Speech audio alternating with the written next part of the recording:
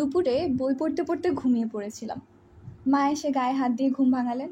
ব্যাকুল গলায় ডাকলেন, নবনী, নবনী। আমি চোখ মেলতেই তিনি আমার মুখের কাছে মুখ এনে কাতর গলায় বললেন, ওঠ মা, ওঠ। আমি হকচকিয়ে উঠে বসলাম। মা এভাবে আমায় ডাকছেন কেন? কিছু কি হয়েছে? বাবা ভালো আছে তো? খাট থেকে নামতে গেছি, মা হাত ধরে আমাকে নামালেন, যেন আমি বাচ্চা একটা মেয়ে, একা খাট থেকে নামতে পারি না। আমি বললাম, কি হয়েছে মা? মা জবাব দিলেন না, অস্পষ্টভাবে হাসলেন। বারান্দায় এসে দেখি বাবা ইজি চেয়ারে আধা শোয়া হয়ে আছেন। তার গায়ে ইস্ত্রি করা পাঞ্জাবি, চুল আঁচড়ানো। আজ দুপুরেও গাল ভর্তি খোঁচা খোঁচা পাকা দাড়ি ছিল, এখন নেই। গাল মসৃণ, শান্ত, পরিচ্ছন্ন একজন মানুষ। খুবই আশ্চর্যজনক ব্যাপার। মাস 2 হলো তিনি শয্যাশায়ী। ডান পা অবশ হয়ে আছে, দেওয়াল ধরে হাঁটাহাঁটি করেন। তবে বেশিরভাগ সময় খবরের কাগজ হাতে নিয়ে শুয়ে থাকেন নিজের ঘরে। কাগজ পড়ার ফাঁকে ফাঁকে কঠিন এবং তিক্ত গলায় এবারের সবার সঙ্গে ঝগড়া করেন, যেন তার এই অসুখের জন্য আমরাই দায়ী। আজ কি হাসি খুশি লাগছে বাবাকে। আমার দিকে চোখ পড়তেই তিনি বললেন, দুপুরে ঘুম তো খুব খারাপ অভ্যাস রে মা, ব্যাড হ্যাবিট। হাত মুখ ধুয়ে আয় আমার কাছে। আমি হাত মুখ ধুতে রওনা হলাম। বুঝতে পারছি কিছু একটা হয়েছে, বড় ধরনের কিছু। পুরো বাড়িটা বদলে গেছে। নিশ্চয় আনন্দময় কোনো ঘটনা ঘটে গেছে। বাবার সুখী সুখী গলার আবার শুনলাম, ওগো আমাকে আর নবনীকে চা দাও, বাপ বেটিতে একসঙ্গে চা খাই। এত সুন্দর করে বাবা আমাকে অনেক দিন কথা বলেননি। বাবা আজ আমার সঙ্গে চা খেতে চাচ্ছে কেন? আমার শরীর ঝিমঝিম করছে। আমি চাপা উত্তেজনা নিয়ে বাথরুমে ঢুকলাম। আমাদের বাথরুম সবসময় অন্ধকার। দুপুরবেলাও বাতি না জ্বালালে আয়নায় মুখ দেখা যায় না। আশ্চর্য, আমি সুইচটা খুঁজে পাচ্ছি না। আমার বুক ধকধক করছে। তীব্র এক অজানা ভয়ে মন অভিভূত হয়ে যাচ্ছে। নিজেকে সামলাবার জন্য আমি দরজায় হাত রাখলাম। আর তখন ইরা বাথরুমে ঢুকে বাতি জ্বালালো। ইরার হাতে সাবান, তোয়ালে। সাবানটা নতুন, এখনও মোড়ক খোলা হয়নি। আমি বললাম, কি হয়েছে ইরা? ইরা হাসতে হাসতে বলল, তোমার এত বুদ্ধি, তুমি এখনও বুঝতে পারছো না? না, বুঝতে পারছি না। অনুমানও করতে পারছো? না, অনুমানও করতে পারছি না। ইরা ঝলমলে গলায় বলল, আজ তোমার বিয়ে। রাত 10টার ট্রেনে বর আসবে, রাতেই বিয়ে হবে। কোনো উৎসব টুৎসব হচ্ছে না কিন্তু। তোমাকে নিয়ে তারা ঢাকা চলে যাবে সকালের ট্রেনে। আমি এক দৃষ্টিতে ইরাকে দেখছি। আজ সে তার সেই প্রিয় শাড়িটা পরেছে, সাদা রঙের শিফন শাড়ি। মা তাকে কখনো এই শাড়ি পরতে দেন না। এই শাড়িতে তাকে নাকি বিধবার মতো লাগে। কিন্তু আমি আর ইরা শুধু জানি যে এই শাড়িতে তাকে কত সুন্দর লাগে। ও বোধহয় ক্রমাগতই কাঁদছে। ওর মুখ শুকনো, চোখ ভেজা, হাসতে হাসতে কথা বলার চেষ্টা করছে, কিন্তু পারছে না। ইরা বলল, সবাই খুব খুশি, সবচেয়ে খুশি বাবা। আপা, তুমি মুখটা নিচু করো, আমি সাবান দিয়ে তোমার মুখ ধুইয়ে দিই। তোর মুখ ধুয়ে দিতে হবে না, তুই যা। ইরা বলল, আপা শোনো, বাবা যে সবচেয়ে খুশি তা না, সবচেয়ে খুশি হয়েছি আমি। খবরটা শোনার পর থেকে আমি আনন্দে শুধু কাঁদছি। তুই এখন যা, আমি হাত মুখ ধুয়ে আসছি। ইরা পুরোপুরি চলে গেল না, বাথরুমের বাইরে দাঁড়িয়ে রইল। আমি তাকালাম আয়নার দিকে। আয়নায় কি সুন্দর দেখাচ্ছে আমাকে, শান্ত সরল চেহারার একটা মেয়ের মুখ। আয়নায় মুখ কখনো হাত দিয়ে ছোঁয়া যায় না। আমার প্রায়ই আয়নার মুখটাকে ছুঁতে ইচ্ছা করে, আজও করছে। আমি হাত বাড়িয়ে দিয়ে মুখ ছুঁতে গিয়ে আয়নায় সাবানের ফ্যান লাগিয়ে ফেললাম। আজ আবার বিয়ে। আমার কেমন লাগছে এখনো বুঝতে পারছি না। আমার সমস্ত বোধ অসাড় হয়ে আসছে, তবে এক ধরনের শান্তি বোধ করছি। আমার একটা সমস্যা ছিল, ভয়াবহ ধরনের সমস্যা। আজ হয়তো তা মিটে যাবে। এই শান্তি। বাথরুম থেকে বের হয়ে আমি সবার খুশি মুখ দেখব, এও তো কম না। আমার বিয়ে নিয়ে সবাই খুব সমস্যার মধ্যে পড়ে গিয়েছিল। সবাই ধরে নিয়েছিল আমার কোনোদিনও বিয়ে হবে না। এমন কোনো দোয়া নেই যা আমার মা পড়েননি। আজমির শরীফ থেকে আনা লাল সুতা এখনও আমার গায়ে ঝুলছে। বিয়ে হয়ে যাবার পর এই সুতা খুলে ফেলতে হবে। যদি সত্যি সত্যি বিয়ে হয়, তাহলে নিশ্চয়ই বাসরঘরে ঢোকার আগে ইরা এসে কাছে দিয়ে সুতা কাটবে। সুতা কাটতে গিয়ে হয়তো সে কিছুক্ষণ কাঁদবে। ইরা খুব কাঁদতে পারে। সত্যি কি আজ বিয়ে হবে? কেন জানি এখনও বিশ্বাস হচ্ছে না। স্বপ্ন দেখছি না তো? গল্পের বই পড়তে পড়তে দুপুরে ঘুমিয়ে পড়েছিলাম, হয়তো ঘুমের মধ্যেই স্বপ্ন দেখছি। বিয়ের স্বপ্ন আমি প্রায়ই দেখি। স্বপ্নের মধ্যেই একটা ঝামেলা হয়ে বিয়ে ভেঙে যায়। আমি দেখি একটা সুন্দর ছেলে আমার পাশে বসা। একসময় সে উঠে চলে যায়। আমি চোখ ভর্তি জল নিয়ে জেগে উঠে খুবই লজ্জিত হই। বাস্তব কখনো স্বপ্নের মতো নয়, বাস্তব অন্যরকম।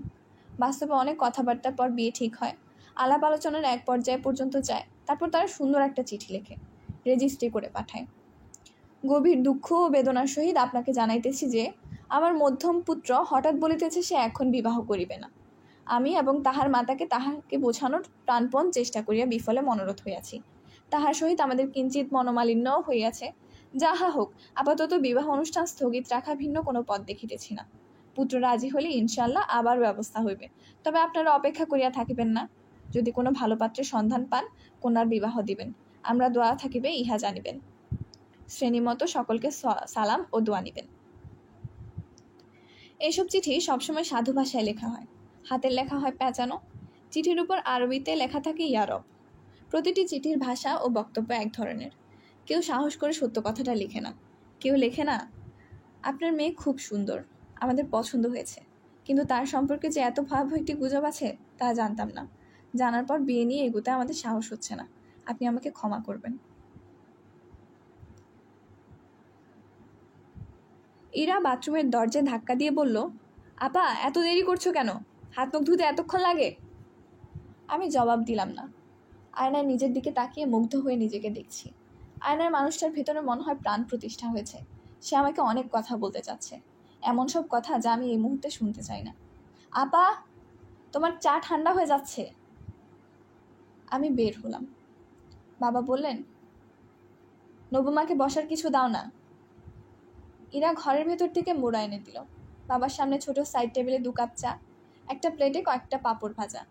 বাবা নিজেই 1 কাপ আমার হাতে তুলে দিলেন। আমার লজ্জা লজ্জা লাগছে।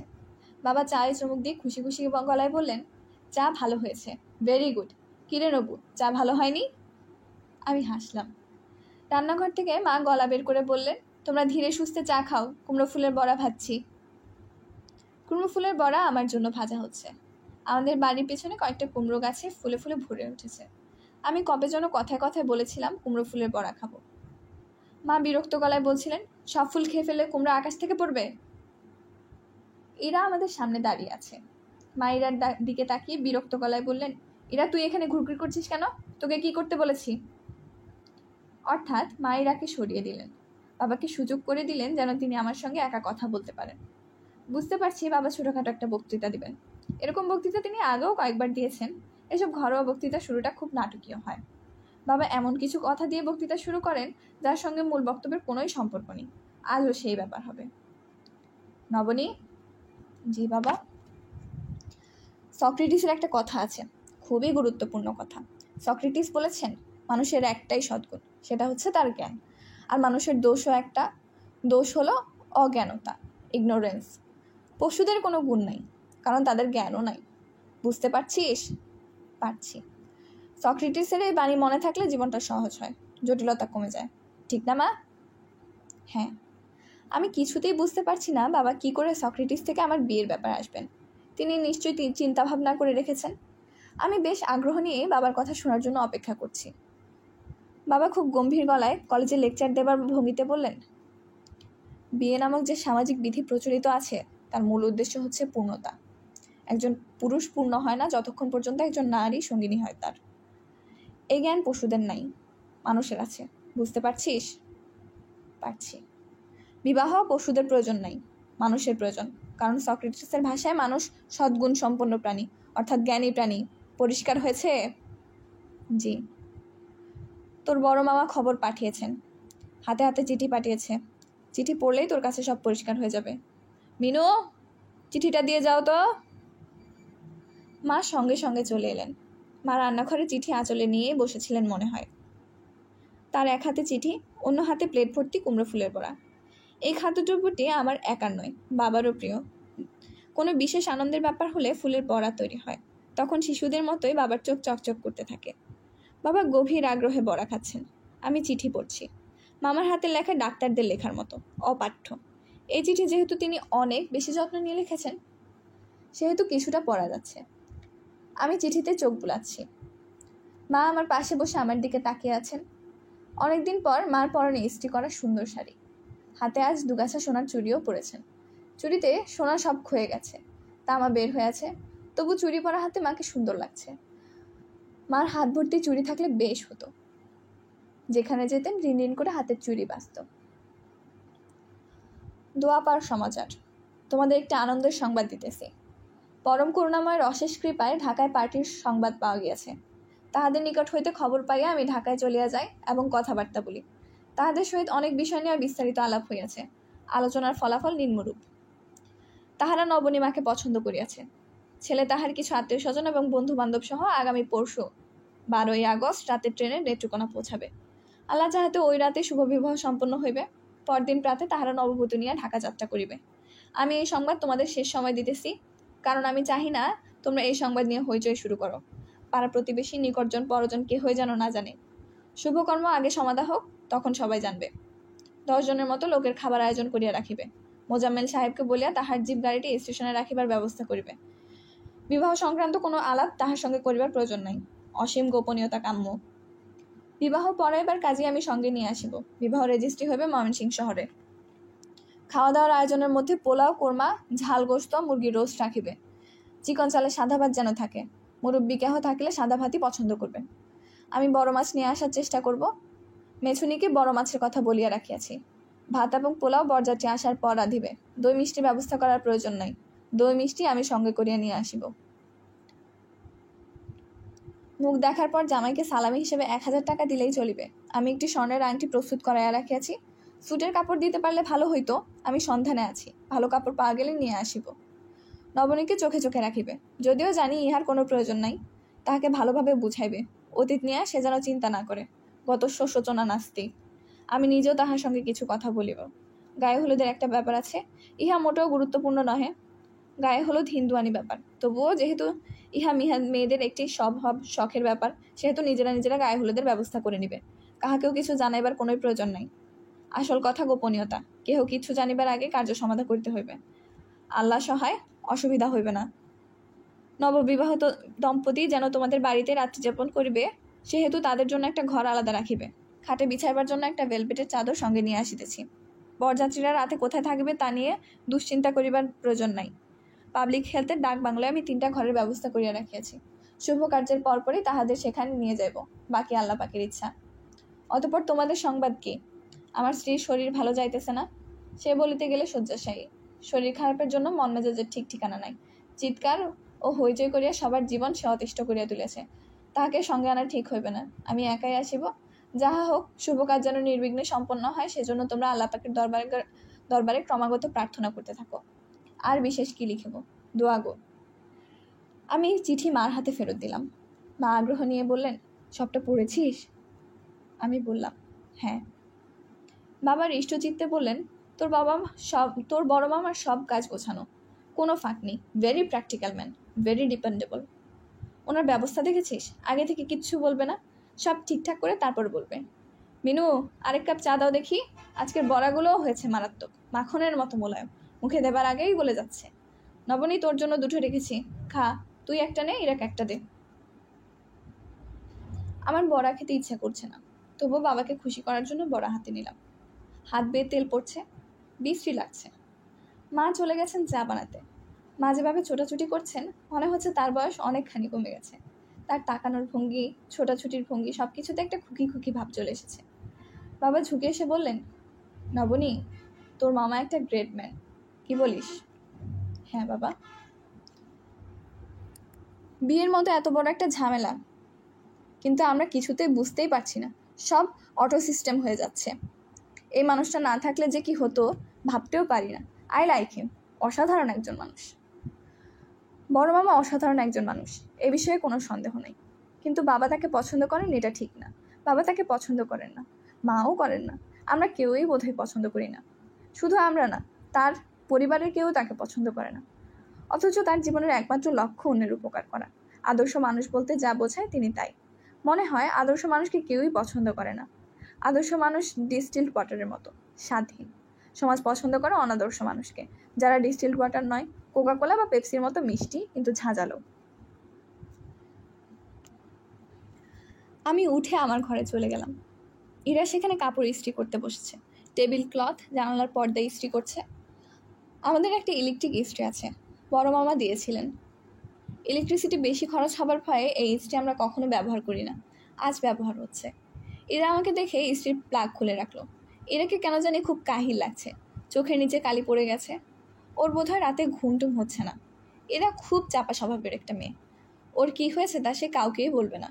আমি বললাম, এরা তোর কুমড়ো ফুলের বড়া পড়ে আছে, খেয়ে আয়। এরা বের হয়ে গেল, সঙ্গে সঙ্গে ফিরে এসে হাসি মুখে বলল, বাবা খেয়ে ফেলেছে। শরীর দুলিয়ে এরা হাসছে, সুন্দর লাগছে দেখতে। আপা, কি তোমার কেমন লাগছে বলো তো? এই যে হঠাৎ তোমাকে ঘুম থেকে ডেকে তুলে বলা হলো বিয়ে। কোনো রকমই লাগছে না। সত্যি বলছো আপা? আমি হাসলাম। এই মুহূর্তে আমার কোনো রকমই লাগছে না, আমি সত্যি কথাই বলছি। হয়তো এমনও হতে পারে যে ব্যাপারটা আমার কাছে এখনো বিশ্বাসযোগ্য মনে হচ্ছে না। যখন সত্যি সত্যি বরযাত্রী চলে আসবে তখন হয়তো অন্যরকম লাগা শুরু হবে। বরযাত্রী কি আসবে শেষ পর্যন্ত? একবার রাত 8টায় বরযাত্রী আসার কথা, আমি সেজেগুজে অপেক্ষা করছি। রাত 12টায় খবর এলো তারা আসবে না। মা খবরটা শোনার পর হঠাৎ মেঝেতে পড়ে গেলেন, নাক দিয়ে গল গল করে রক্ত বের হতে লাগলো। কি বিশ্রী অবস্থা। এরা বলল, কার সঙ্গে বিয়ে বুঝতে পারছো আপা? না। ভদ্রলোক ছিলেন রোগা মতো, ফর্সা, চোখে লালচে ফ্রেমের চশমা, সারাক্ষণ রুমাল দিয়ে চশমার কাজ পরিষ্কার করছিলেন। বসেছিলেন বেতের চেয়ারে। উঠার সময় পেরেক লেগে তার পাঞ্জাবির খানিকটা ছিঁড়ে গেল। তিনি তখন খুবই অবাক হয়ে ছেলেটার দিকে তাকিয়ে রইলেন। তুই এত কিছু দেখেছিস? যার সঙ্গে তোমার বিয়ের কথা হয় তাকে আমি খুব মন দিয়ে দেখি। কেন? ইরা মাথা দুলাতে দুলাতে বলল, যার সঙ্গে তোমার বিয়ে হবে তার একটা ছবি আমার মনে আঁকা আছে, সেই ছবির সঙ্গে আমি মিলিয়ে দেখি। এরা খাটে পা ঝুলিয়ে বসেছে, বাচ্চা বেদের মতো পা নাচাচ্ছে। সে মনে হয় আরও অনেক কিছু বলতে চায়, কিন্তু আমার শুনতে ইচ্ছা করছে না। আপা, যার সঙ্গে তোমার বিয়ে হবে তার চেহারা কেমন হওয়া উচিত তুমি জানতে চাও না? না। জানতে না চাইলেও আমি তো বলি, শুনো। তোমার নিজেরও নিশ্চয় একটা কল্পনা আছে, তার সঙ্গে মিলিয়ে দেখো। আমার ধারণা 100 ভাগ মিলে যাবে। তোমার বরকে হওয়া উচিত অবিকল শুভ্রের মতো। শুভ্রকে? শুভ্র হচ্ছে উপন্যাসের একটা চরিত্র, সবাই তাকে বলে কানা বাবা। চোখে কম দেখে এই জন্য তাকে কানা বাবা বলে। দেখতে অবিকল রাজপুত্রের মতো, অসম্ভব ভদ্র হৃদয়বান ছেলে। পৃথিবীর সব কিছুই সে বিশ্বাস করে। খুব অসহায় ধরনের ছেলে। অসহায় কেন? তার পৃথিবীটা একদম অন্যরকম। তার পৃথিবীর সঙ্গে আমাদের পৃথিবীর কোনো মিল নাই, এই জন্যই অসহায়। আপা, তোমার কল্পনার সঙ্গে আমার কল্পনা কি মিলেছে? না। তোমার কল্পনাটা কি? আমি কিছু বললাম না, এরাও আর কিছু বলল না। কোনো কিছু নিয়ে চাপাচাপি করা এরা স্বভাব না। সে পা দুলাচ্ছে, আমি খানিকটা অসহায় বোধ করছি। অন্যদিন বিকালে ছাদে হাঁটাহাঁটি করতাম, আজ ছাদে যেতে ইচ্ছে করছে না। ঘরে বসে থাকতেও ভালো লাগছে না। আমি বিছানার কাছে এসে গল্পের বইটা পড়ে আছে। এই বইটা আর বোধহয় পড়া হবে না। বইটার নাম অদ্ভুত, তিথির নীল তোয়ালে। তবে বইটা অদ্ভুত না, সাদামাটা গল্প। বইয়ের নায়িকা তিথির সঙ্গে একসঙ্গে 3টা ছেলের প্রেম। তিথি আবার খুব নোংরা নোংরা কথা বলতে ভালোবাসে। পড়তে খারাপ লাগছিল না। এখানকার পাবলিক লাইব্রেরি বই, ফেরত পাঠাতে হবে। আপা। কি? এসো, তোমার সুটকেস গুছাই দেই। কী কী জিনিস নিয়ে তুমি ঢাকায় যাবে বের করে দাও, আমি গুছিয়ে দিচ্ছি। আমি কিছুই নিব না। এক কাপড়ে তো তুমি ঢাকায় উঠবে না, তোমাকে অনেক কিছুই নিতে হবে। তুমি জিনিসগুলো বের করে দাও, আমি গুছিয়ে দিই। এতে তোমার লাভ হবে আপা। কী লাভ? তোমার সময় কাটবে। সময় কাটানো এখন তোমার খুব সমস্যা, আমি তোমাকে দেখেই বুঝতে পারছি। যে মেয়ের এখনো বিয়ে হয়নি সে স্বামীর কাছে যাবার জন্য সুটকেস গোছাচ্ছে, এই দৃশ্য ভাবতেও লজ্জা লাগে। আমি চুপ করে রইলাম। এরা খাটের নিচ থেকে কালো রঙের বিশাল সুটকেস বের করে ঝাড়া মোছা করতে লাগলো। বড় মামার স্বভাবের খানিকটা এরার মধ্যেও আছে, সেও খুব গোছানো। আমি কিছু বলি আর না বলি, সে ঠিকই সুটকেস গুছিয়ে দেবে। আমি ঢাকায় পৌঁছে সুটকেস খুলে দেখব আমার যা যা প্রয়োজন সবই সেখানে আছে। মা এসে ঢুকলেন। তার গা থেকে ভুরভুর করে এলাচের গন্ধ আসছে, মনে হয় পোলাও কোরমা বসিয়ে দিয়েছেন। নবনী? জি মা। আয়, তোকে গোসল করিয়ে দিই। এরা তুইও আয়। আমি নিঃশব্দে উঠে এলাম। বাথরুমটা ছোট, 2জন মানুষেরই সেখানে জায়গা হয় না। তার মধ্যে বড় একটা বালতি রাখার দাঁড়ানোর জায়গা পর্যন্ত নাই। এরা বলল, মা, আপাকে বরং ছাদে নিয়ে যাই। মা ভীত গলায় বললেন, কেউ যদি আবার দেখে ঢেকে ফেলে? এরা কঠিন গলায় বলল, দেখলে দেখবে। মা সঙ্গে সঙ্গে বললেন, আচ্ছা যা, ছাদে নিয়ে যা। এই ভারী বালতি টেনে কে তুলবে? ও তো এখনো এলো না। ওকে একটা কাজ যদি সে ঠিক মতো করে। মোরগ এনেছে, কালো হয়ে গেছে, পায়ের চামড়া, 100 বছরের বুড়া মোরগ, 10 বছর জোরে জাল দিলেও সেদ্ধ হবে না। ইরা বলল, মুরগি সেদ্ধ না হলে না হবে, তুমি এত চিন্তা করো না তোমার, দরকার হলে ওরা ছাড়তা দিয়ে মাংস কেটে খাবে, তুমি টেনশন ফ্রি থাকো, অন্তু ভাইয়া আসুক, সে আসার পর গায়ে হলুদ হবে। মা বললেন, আচ্ছা। ইরা বলল, তাহলে সন্ধ্যার পরপরই গায়ে হলুদ হবে, সন্ধ্যার পর করলে কেউ কিছু দেখতেও পাবে না, ভাইয়াকে বাদ দিয়ে কি আর গায়ে হলুদ হবে? মা সঙ্গে সঙ্গে বললেন, আচ্ছা আচ্ছা। কেন জানি মা ইরাকে খুব ভয় পান। গোসল করে আপা হলুদ শাড়ি পরবে না? শাড়ি তো নেই, তুমি টাকা দাও, আমি হলুদ শাড়ি কিনে আনবো। তুই কিনে আনবি? কেউ যদি কিছু জিজ্ঞেস করে? জিজ্ঞেস করলে করবে আমার বড় আপার বিয়ে, আমি এমন ফকিরের মতো আপার বিয়ে দিয়ে দেবো না। আচ্ছা আচ্ছা যা, চিৎকার করিস না, অন্তু আসুক, ওকে নিয়ে দোকানে যাবি। তুই একটু রান্নাঘরে আসবি, আমাকে সাহায্য করবি? না, আমি অন্য কাজ করছি। মা আবার রান্নাঘরে চলে গেলেন। ভাজা ঘিয়ের গন্ধ আসছে। কি কি রান্না হচ্ছে একবার গিয়ে দেখলে ভালো হতো। এত কিছু রান্না সব মা একা একা করতে হচ্ছে। আমাদের কাজের মেয়ে 2 দিন ছুটি নিয়ে দেশে গেছে, এখনও আসছে না, আসবে বলে মনে হয় না। এক দোকানদারের সঙ্গে খুব খাতির ছিল, সেখান থেকে কোনো সমস্যা বাঁধিয়েছে কিনা কে জানে।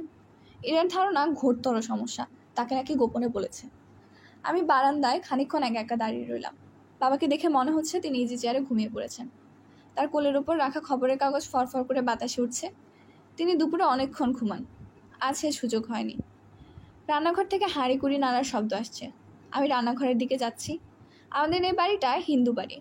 আমার দাদা এই বাড়ি জলের দামে এক হিন্দু ব্রাহ্মণের কাছ থেকে কিনেছিলেন।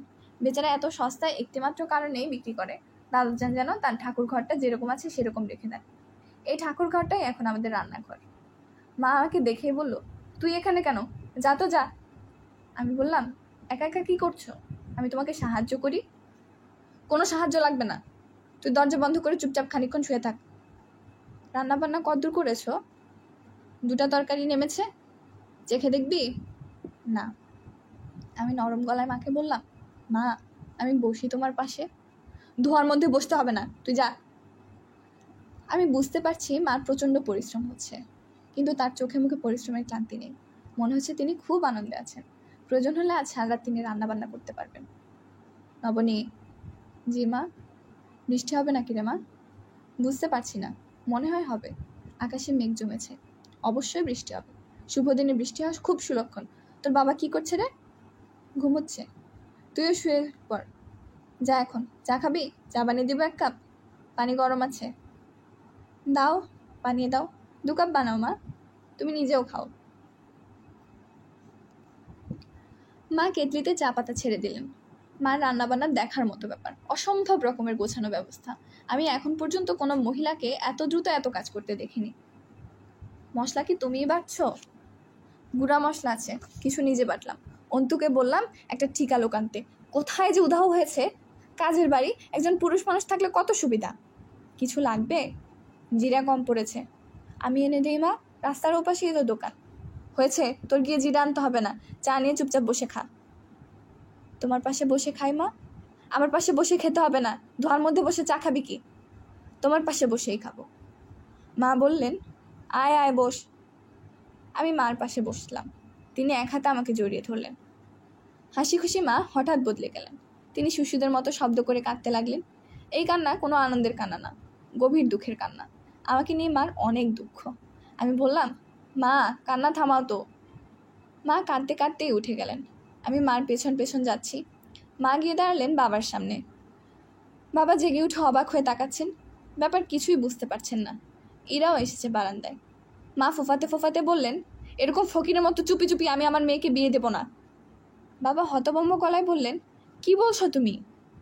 মা ধরা গলায় বললেন, অন্তুকে বল সে যেন ডেকোরেটরকে নিয়ে গেট বানায়, আলোকসজ্জা যেন হয়। পাগল হয়ে গেলে নাকি তুমি? হ্যাঁ আমি পাগল হয়ে গেছি, আমি এভাবে মেয়ের বিয়ে দিব না। ইরা তুই যা, সবাইকে খবর দে। বাবা পুরোপুরি হকচকিয়ে গেছেন, এমনভাবে তাকাচ্ছেন যে দেখে মায়া লাগছে। তিনি নির্জীব গলায় বললেন, চুলার গরম থেকে থেকে তোর মায়ের ব্রেন শর্ট সার্কিট গেছে, নেগেটিভ পজিটিভ এক হয়ে গেছে। মা তীব্র গলায় বললেন, আমার মেয়ে কোনো পাপ করে নাই, কেন তাকে আমি চোরের মতো বিয়ে দিব?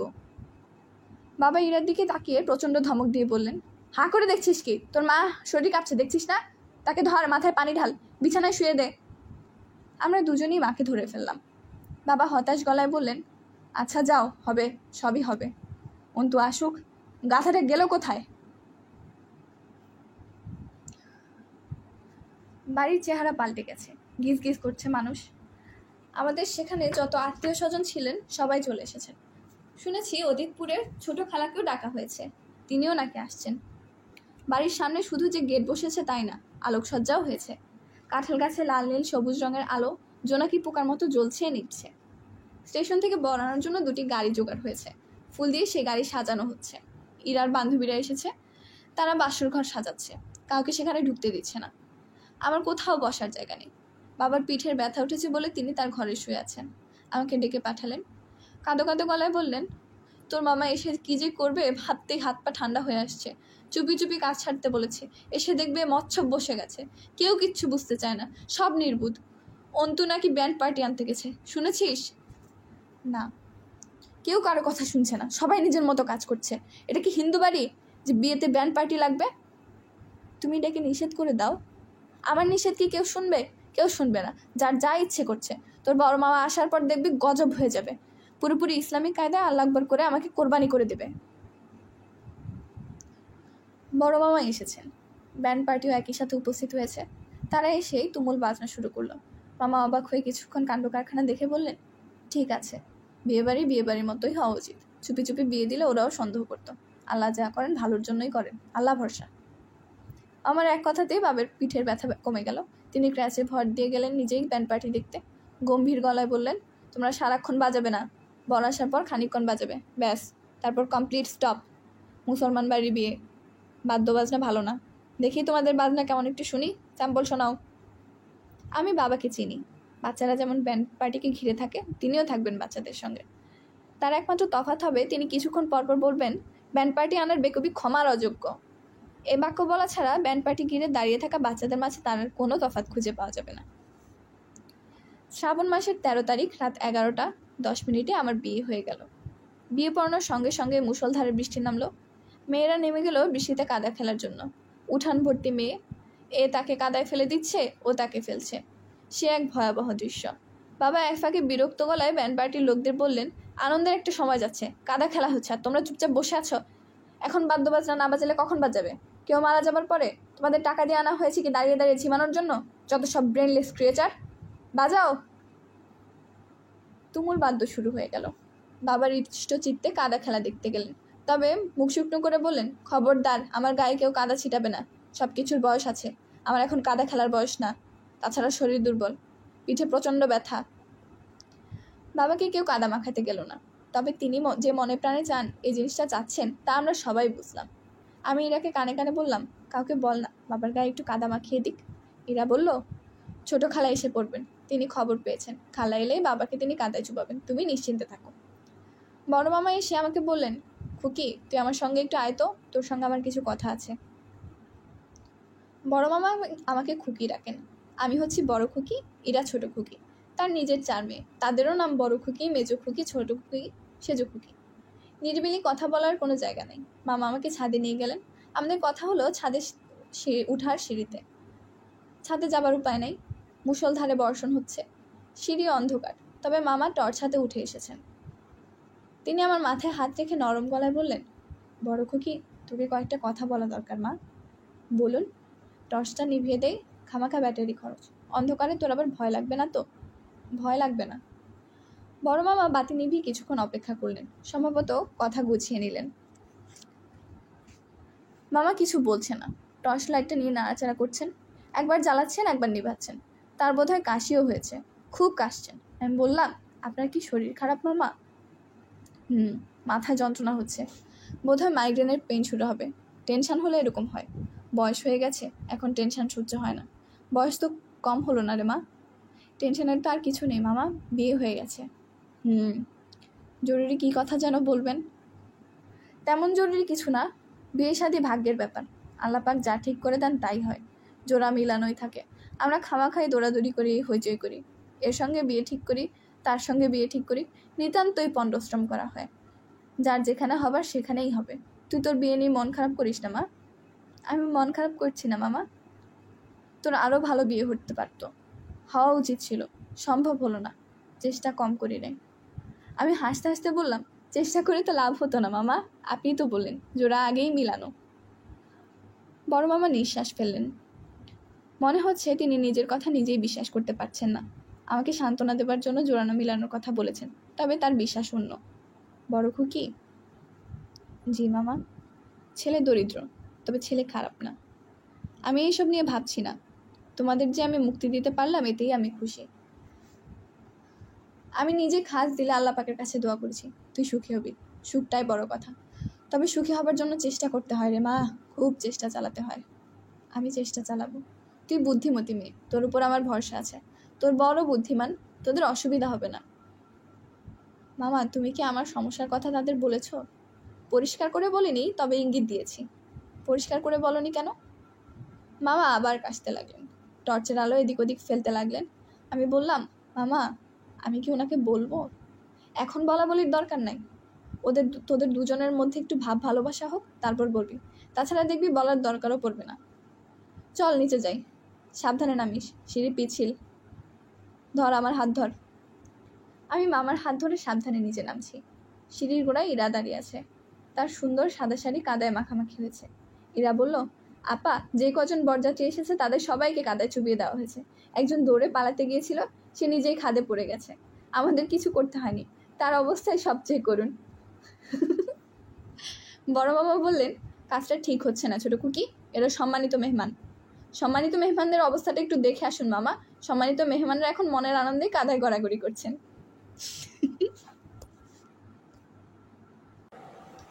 বাসর ঘরে ঢুকতে ঢুকতে রাত 2টো বেজে গেল। এর মধ্যে কত সমস্যা যে হলো। ইলেকট্রিসিটি চলে গেল, বরযাত্রীর একজনের মানিব্যাগ হারিয়ে গেল, ইরার এক বান্ধবীর কানের দুল খুলে পড়ে গেল। কলেজে পড়ে মেয়ে, অথচ আকাশ ফাটিয়ে কান্না। এটা তার মায়ের দুল, মা নাকি তাকে জ্যান্ত কবর দিয়ে ফেলবে। আমার বড় মামার শুরু হলো মাইগ্রেন পেন।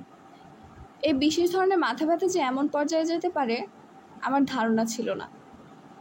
বড় মামা মাথার যন্ত্রণায় ছটফট করছেন, অন্তু প্রবল বেগে তাকে বাতাস করছে। এই অবস্থায় আমি বাসর ঘরে ঢুকলাম। ইরার বান্ধবীরা খাট ভালো মতো সাজাতে পারেনি, কাগজের ফুল দিয়ে জবরঞ্জন কি বানিয়ে রেখেছে। মামা যে ভেলভেটের চাদর এনেছেন সেটা সাইজে ছোট হয়েছে, চারদিকে তোষক বের হয়ে আছে। চাদরে গোলাপ ফুল দিয়ে লিখেছে ভালোবাসা, তাকালেই লজ্জা লাগে। খাটের পাশে একটা বেতের চেয়ার রাখলো, যখন 2টো বেতের চেয়ার রাখলেই পারতো, একটা কেন রেখেছে? সেই বেতের চেয়ারে সে বসে আছে। আমাকে দেখেই উঠে দাঁড়ালো, উঠে দাঁড়িয়ে আবার নিজেই লজ্জা পেল, ধপ করে বসে পড়ল। ইরার সব বান্ধবীরা জানালার পাশে উকি ঝুঁকি দিচ্ছিল, ওরা হেসে উঠল খিলখিল করে।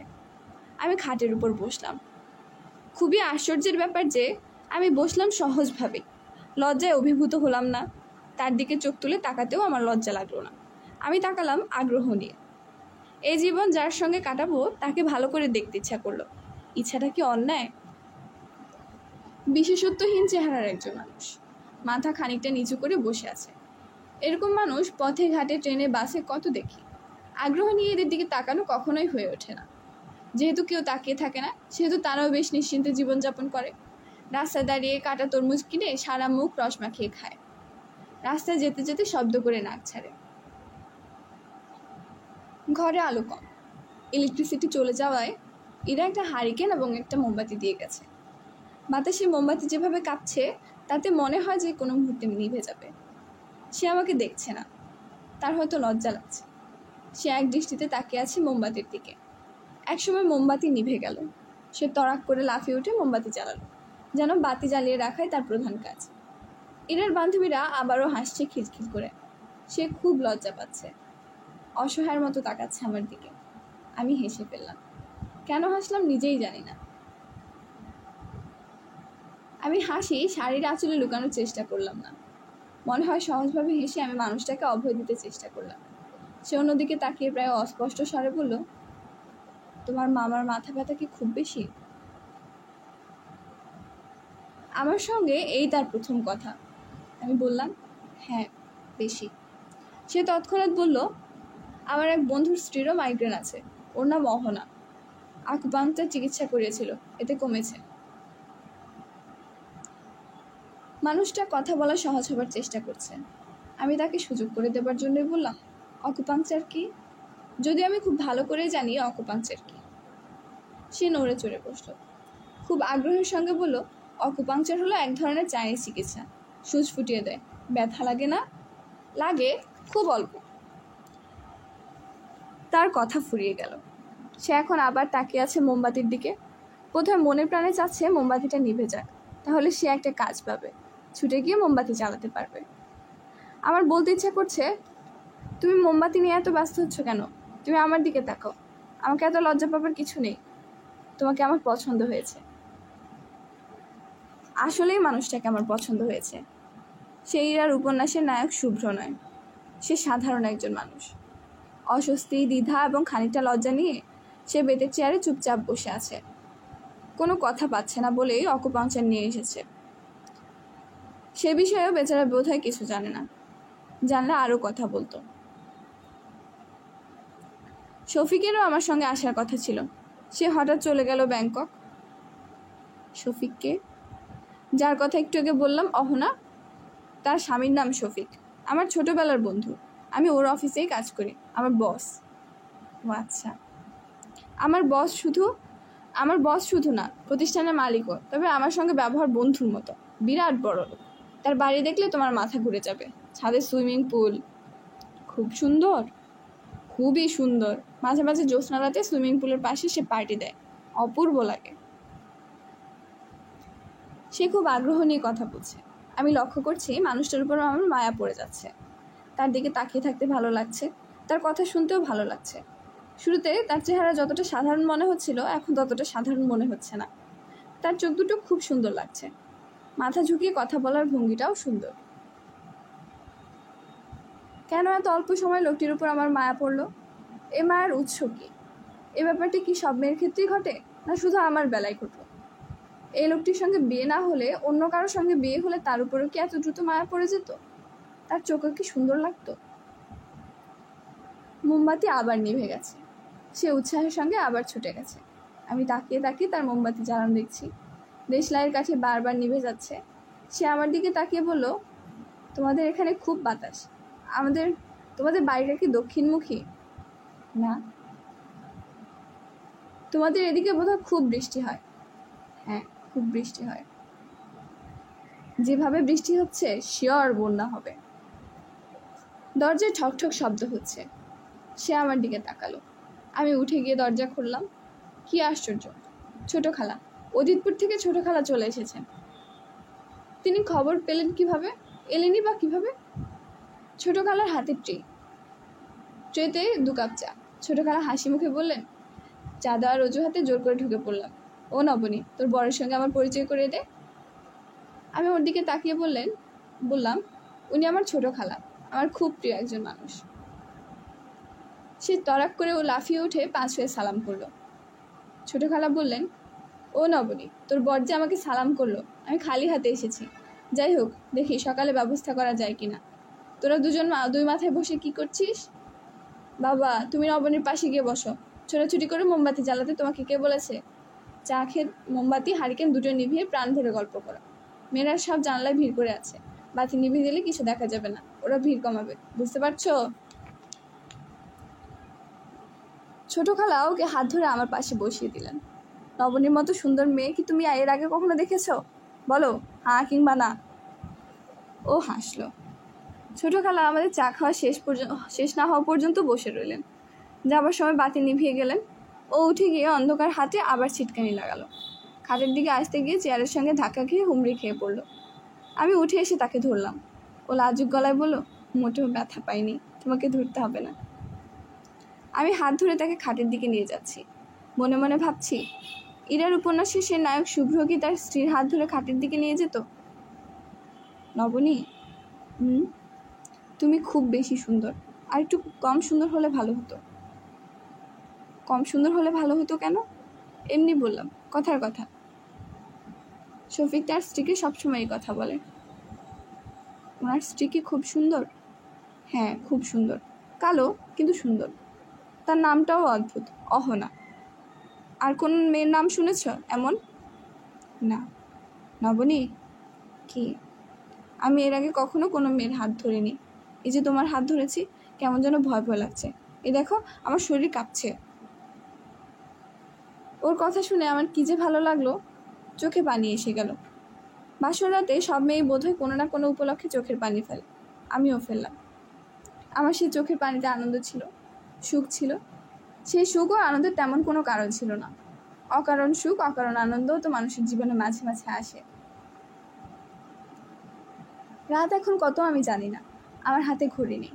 একটা ঘড়ি ছিল, এরার বান্ধবীরা ঘড়ি খুলে নিয়েছে। বাসর ঘরে নাকি ঘড়ি নিয়ে ঢুকতে নেই। ঘড়ি নিয়ে ঢুকলে কিছুক্ষণ পরপর ঘড়ি দেখতে ইচ্ছে করবে। বাসরাতটা এমন হবে যেখানে সময় বলে কিছু থাকবে না। আমি এরার বান্ধবীদের সঙ্গে তর্ক করিনি। ওরা ঘড়ি খুলতে চেয়েছে, আমি খুলে দিয়েছি। ওরা যদি ভাবে ঘড়ি খুলে রাখলে সময় বন্ধ হয়ে যাবে, ভাবুক। ও বিছানার একপাশে গুটিসুটি মেরে ঘুমোচ্ছে, খাটের একেবারে শেষ প্রান্তে চলে গেছে। আমার কেবলই ভয় হচ্ছে এই বুঝি গড়িয়ে নিচে পড়ে গেল। ইচ্ছা করছে তাকে নিজের কাছে টেনে নিই, ইচ্ছা করলেও সম্ভব না। মানুষের সব ইচ্ছা পূর্ণ হবার নয়। তবে আমি বেতের চেয়ারটি খাটের পাশে এনে রেখেছি। গড়িয়ে পড়লেও মেঝেতে পড়বে না, চেয়ারের উপর পড়বে। বৃষ্টি কিছু সময়ের জন্য থেমেছিল, এখন আবার প্রবল বেগে শুরু হয়েছে। বাতাসও দিচ্ছে, শো শো শব্দ হচ্ছে। এবারে কেউই বোধহয় ঘুমায়নি। বারান্দায় তাদের হাঁটাহাঁটির শব্দ পাচ্ছি, হাসাহাসিরও শব্দ হচ্ছে।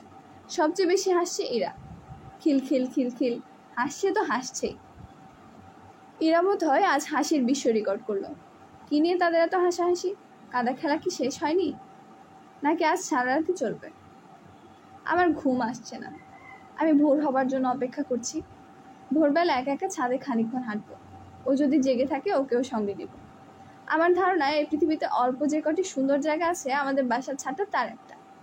উঁচু রেলিং নিয়ে ছাদটা ঘেরা, শ্যাওলা জমে রেলিং হয়ে গেছে গাঢ় সবুজ। মনে হয় ইট পাথরের রেলিং নয়, সবুজ লতার রেলিং। বাড়ির পেছনে প্রকাণ্ড শিরীষ গাছটা বেঁকে এসে ছাতার মতো ছায়া ফেলেছে ছাদের উপর। গাছ ভর্তি টিয়া পাখি। সকাল এবং সন্ধ্যায় ঝাঁক বেঁধে টিয়া পাখি উঠতে থাকে, তীক্ষ্ণ গলায় ট্যা ট্যা ট্যা ট্যা। টিয়া পাখিগুলো খুব অদ্ভুত। এরা মানুষের দেয়া খাবার কখনো খায় না। আমি কতবার ছাদে চাল ছিটিয়ে দিয়েছি, কাক এসে খেয়ে গেছে, টিয়ারা কাছে আসেনি। ভোরবেলা যদি বৃষ্টি না হয় তাহলে আমি ইরাকে বলবো আমাদের দুজনকে ছাদে চা দিতে। ইরা মনে মনে হাসবে, হয়তো ঠাট্টা করবে। করুক ঠাট্টা, এমন একটা সুন্দর জিনিস ওকে না দেখি কি যাবো তা হয়। তাছাড়া আমি ঠিক করেছি চা খেতে খেতে ভোরের প্রথম আলোয় ওকে বলবো আমার জীবনের ভয়াবহ সমস্যার কথা। ওকে সমস্যাটা বলে রাখা দরকার। সব শোনার পর সে যদি বলে নবনী তুমি এখানেই থাকো, তোমাকে আমি সঙ্গে করে নিয়ে যাব না, তাহলে এখানেই থেকে যাব। বিশাল এই বৃক্ষের ছায়া বাকি জীবনটা কাটিয়ে দিতে আমার খুব খারাপ লাগবে না। এই মানসিক প্রস্তুতি আমার আছে। ওকে আমি কিভাবে কথাটা বলবো? শুরু করাটাই সমস্যা। একবার শুরু করলে বাকিটা আমি তরতর করে বলে যেতে পারবো। শুরু করব কিভাবে? এইভাবে কি শুরু করা যায়? এই শোনো, আমার একসময় একজনের সঙ্গে খুব ভাব ছিল। না, এভাবে শুরু করা যায় না। পৃথিবীর কোনো স্বামী বিয়ের পর দিন এ ধরনের কোনো কথা শুনতে চায় না। কোনো স্বামী গোপন সত্য শুনতে চায় না, তারা শুনতে চায় মধুর মিথ্যে। একসময় একজনের সঙ্গে আমার খুব ভাব ছিল, এটা এমন ভয়াবহ কোনো ব্যাপারও না। ভাব তো থাকতেই পারে, তবে খুব ভাব ছিল। সমস্যাটা এখানে, খুব বলে একটা ছোট্ট বিশেষণ আছে। আমি ইচ্ছা করে বসাইনি, নিজের অজান্তেই চলে এসেছে। ওনার নাম থাক, নামটা বাদ থাক, নামের দরকার নেই। উনি ছিলেন আমাদের কলেজের ইতিহাসের শিক্ষক। বয়স অল্প, পাশ করে প্রথমেই এই কলেজে এসেছেন। এখানে তার চাকরি জীবনের শুরু। তাকে দেখে আমাদের মেয়েদের মধ্যে খুব হাসাহাসি পড়ে গেল। হাসাহাসির প্রধান কারণ তার পরনে জব্বা ধরনের পোশাক, গোড়ালি পর্যন্ত পায়জামা, থুতনিতে ছাগলদাড়ির মতো ফিনফিনে একগোছা দাড়ি। তিনি চোখে সুরমা দেন। ক্লাসে যখন পড়ান তখন কখনো মেয়েদের দিকে তাকান না, মেঝের দিকে তাকিয়ে পড়েন। হঠাৎ কারো চোখে চোখ পড়ে গেলে লজ্জায় লাল হয়ে যান, তবে পড়ান খুব সুন্দর। এরকম অল্প বয়স্ক একজন মৌলানাকে বেছে বেছে তারা মেয়েদের কলেজে কেন দিল কে জানে। কলেজে সব স্যারদের নাম থাকে, তার নাম হলো চ্যাংরা হুজুর। আমরা নানাভাবে তাকে যন্ত্রণা করি। যেমন তিনি রেজিস্ট্রির খাতা হাতে নিয়ে যখন ক্লাসে ঢুকছেন তখন আমরা সব কটি মেয়ে একসঙ্গে চেঁচিয়ে বলি আসসালামু আলাইকুম। আমাদের এই সমবেত চিৎকারে কলেজ কেঁপে ওঠে। তিনি ফ্যাল ফ্যাল করে খানিকক্ষণ তাকিয়ে থেকে অসহায় ভঙ্গিতে বলেন ওয়ালাইকুম আসসালাম। তাকে ভয়ঙ্কর সব পরিস্থিতির সম্মুখীন হতে হয়। যেমন একদিন ক্লাসের পড়া শেষ করে বললেন কারো কোনো প্রশ্ন আছে? আমাদের ক্লাসের সবচেয়ে স্মার্ট মেয়ে মকবুলা উঠে দাঁড়িয়ে বলল, জি স্যার আছে। বলো। আপনি এমন অদ্ভুত পোশাক পরে ক্লাসে আসেন কেন? অদ্ভুত পোশাক না তো, আমাদের নবীজি এই পোশাক পরতেন। নবীজি তো উটের পিঠে চড়ে ঘোরাফেরা করতেন। আপনি উঠে উঠেন না কেন? রিক্সায় আসেন কেন? উটের প্রচলন এখানে নেই, থাকলে হয়তো আসতাম। হো হো করে আমরা হেসে উঠলাম। স্যার চোখ মুখ খুলে লাল করে খানিকক্ষণ দাঁড়িয়ে থেকে করুণ গলায় বললেন, আচ্ছা যাই, আসসালামু আলাইকুম। আমরা সমস্যারে হুঙ্কার দিয়ে উঠলাম, ওয়ালাইকুম আসসালাম। আমাদের হুঙ্কারে কলেজ বিল্ডিং কেঁপে উঠল। একদিন বিকেলে ছাদে হাঁটছি, মা এসে বলল, বাইরে এক ভদ্রলোক এসেছেন, তোর বাবা চা যাচ্ছে, চা দিয়ে আয়। আমি 2 কাপ চা নিয়ে ঢুকে অবাক হয়ে দেখি আমাদের চ্যাংড়া হুজুর। আজ তার পোশাক আরও চমৎকার, মাথায় পাগড়ি পরেছেন। বিয়ের আসরে ছেলেরা পাগড়ি পরে বলে আমি জানি, কিন্তু কেউ যে পাগড়ি পরে অন্যের বাড়িতে বেড়াতে আসতে পারে তা জানা ছিল না। ভদ্রলোক কি উন্মাদ! তিনি আমাকে দেখে মাথা নিচু করে ফেললেন। বাবা বললেন, নবনী, উনি মহিলা কলেজের একজন শিক্ষক। আমাদের এই বাড়িতে 2টো ঘর আছে, ওই 2টো ঘরে ইনি ভাড়া নেবেন। আমি বললাম, বাবা আমি ওনাকে চিনি, উনি আমাদের ইতিহাস পড়ান। ইতিহাস পড়ান? বলিস কি, আমি তো ভেবেছি অ্যারাবিকের টিচার। স্যার মেঝের দিকে তাকিয়ে বললেন, আমি আলিগড় বিশ্ববিদ্যালয় থেকে জেনারেল হিস্ট্রিতে এমএ করেছি। বাবা উৎসাহের সঙ্গে বললেন, ও আচ্ছা, তাহলে তো ভালোই হলো, ভেরি গুড, এক্সেলেন্ট। আমি তার দিকে তাকিয়ে বললাম, কেমন আছেন স্যার? তিনি ঠিক আগের মতোই মাটির দিকে তাকিয়ে বললেন, ভালো। তুমি ভালো আছো নবনী?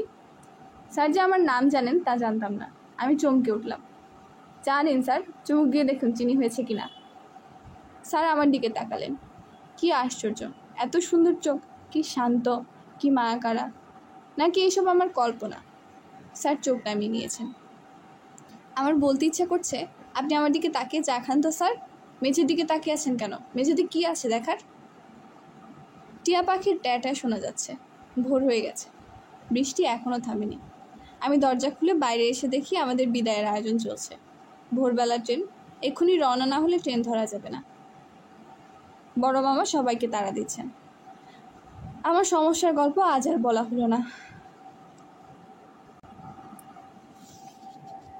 আমি ঢাকায় ওর বাসায় উঠে এলাম। সেগুনবাগিচায় অফিসের সাথেই বাসা। 1তলা 2তলা জুড়ে অফিস, 2তলার পেছন দিকে ওর বাসা। একটা মোটে ঘর, বারান্দার খানিকটা অংশ আলাদা করে রান্নাঘর। গ্যাসের ব্যবস্থা নেই, কেরোসিনের চুলায় রান্না।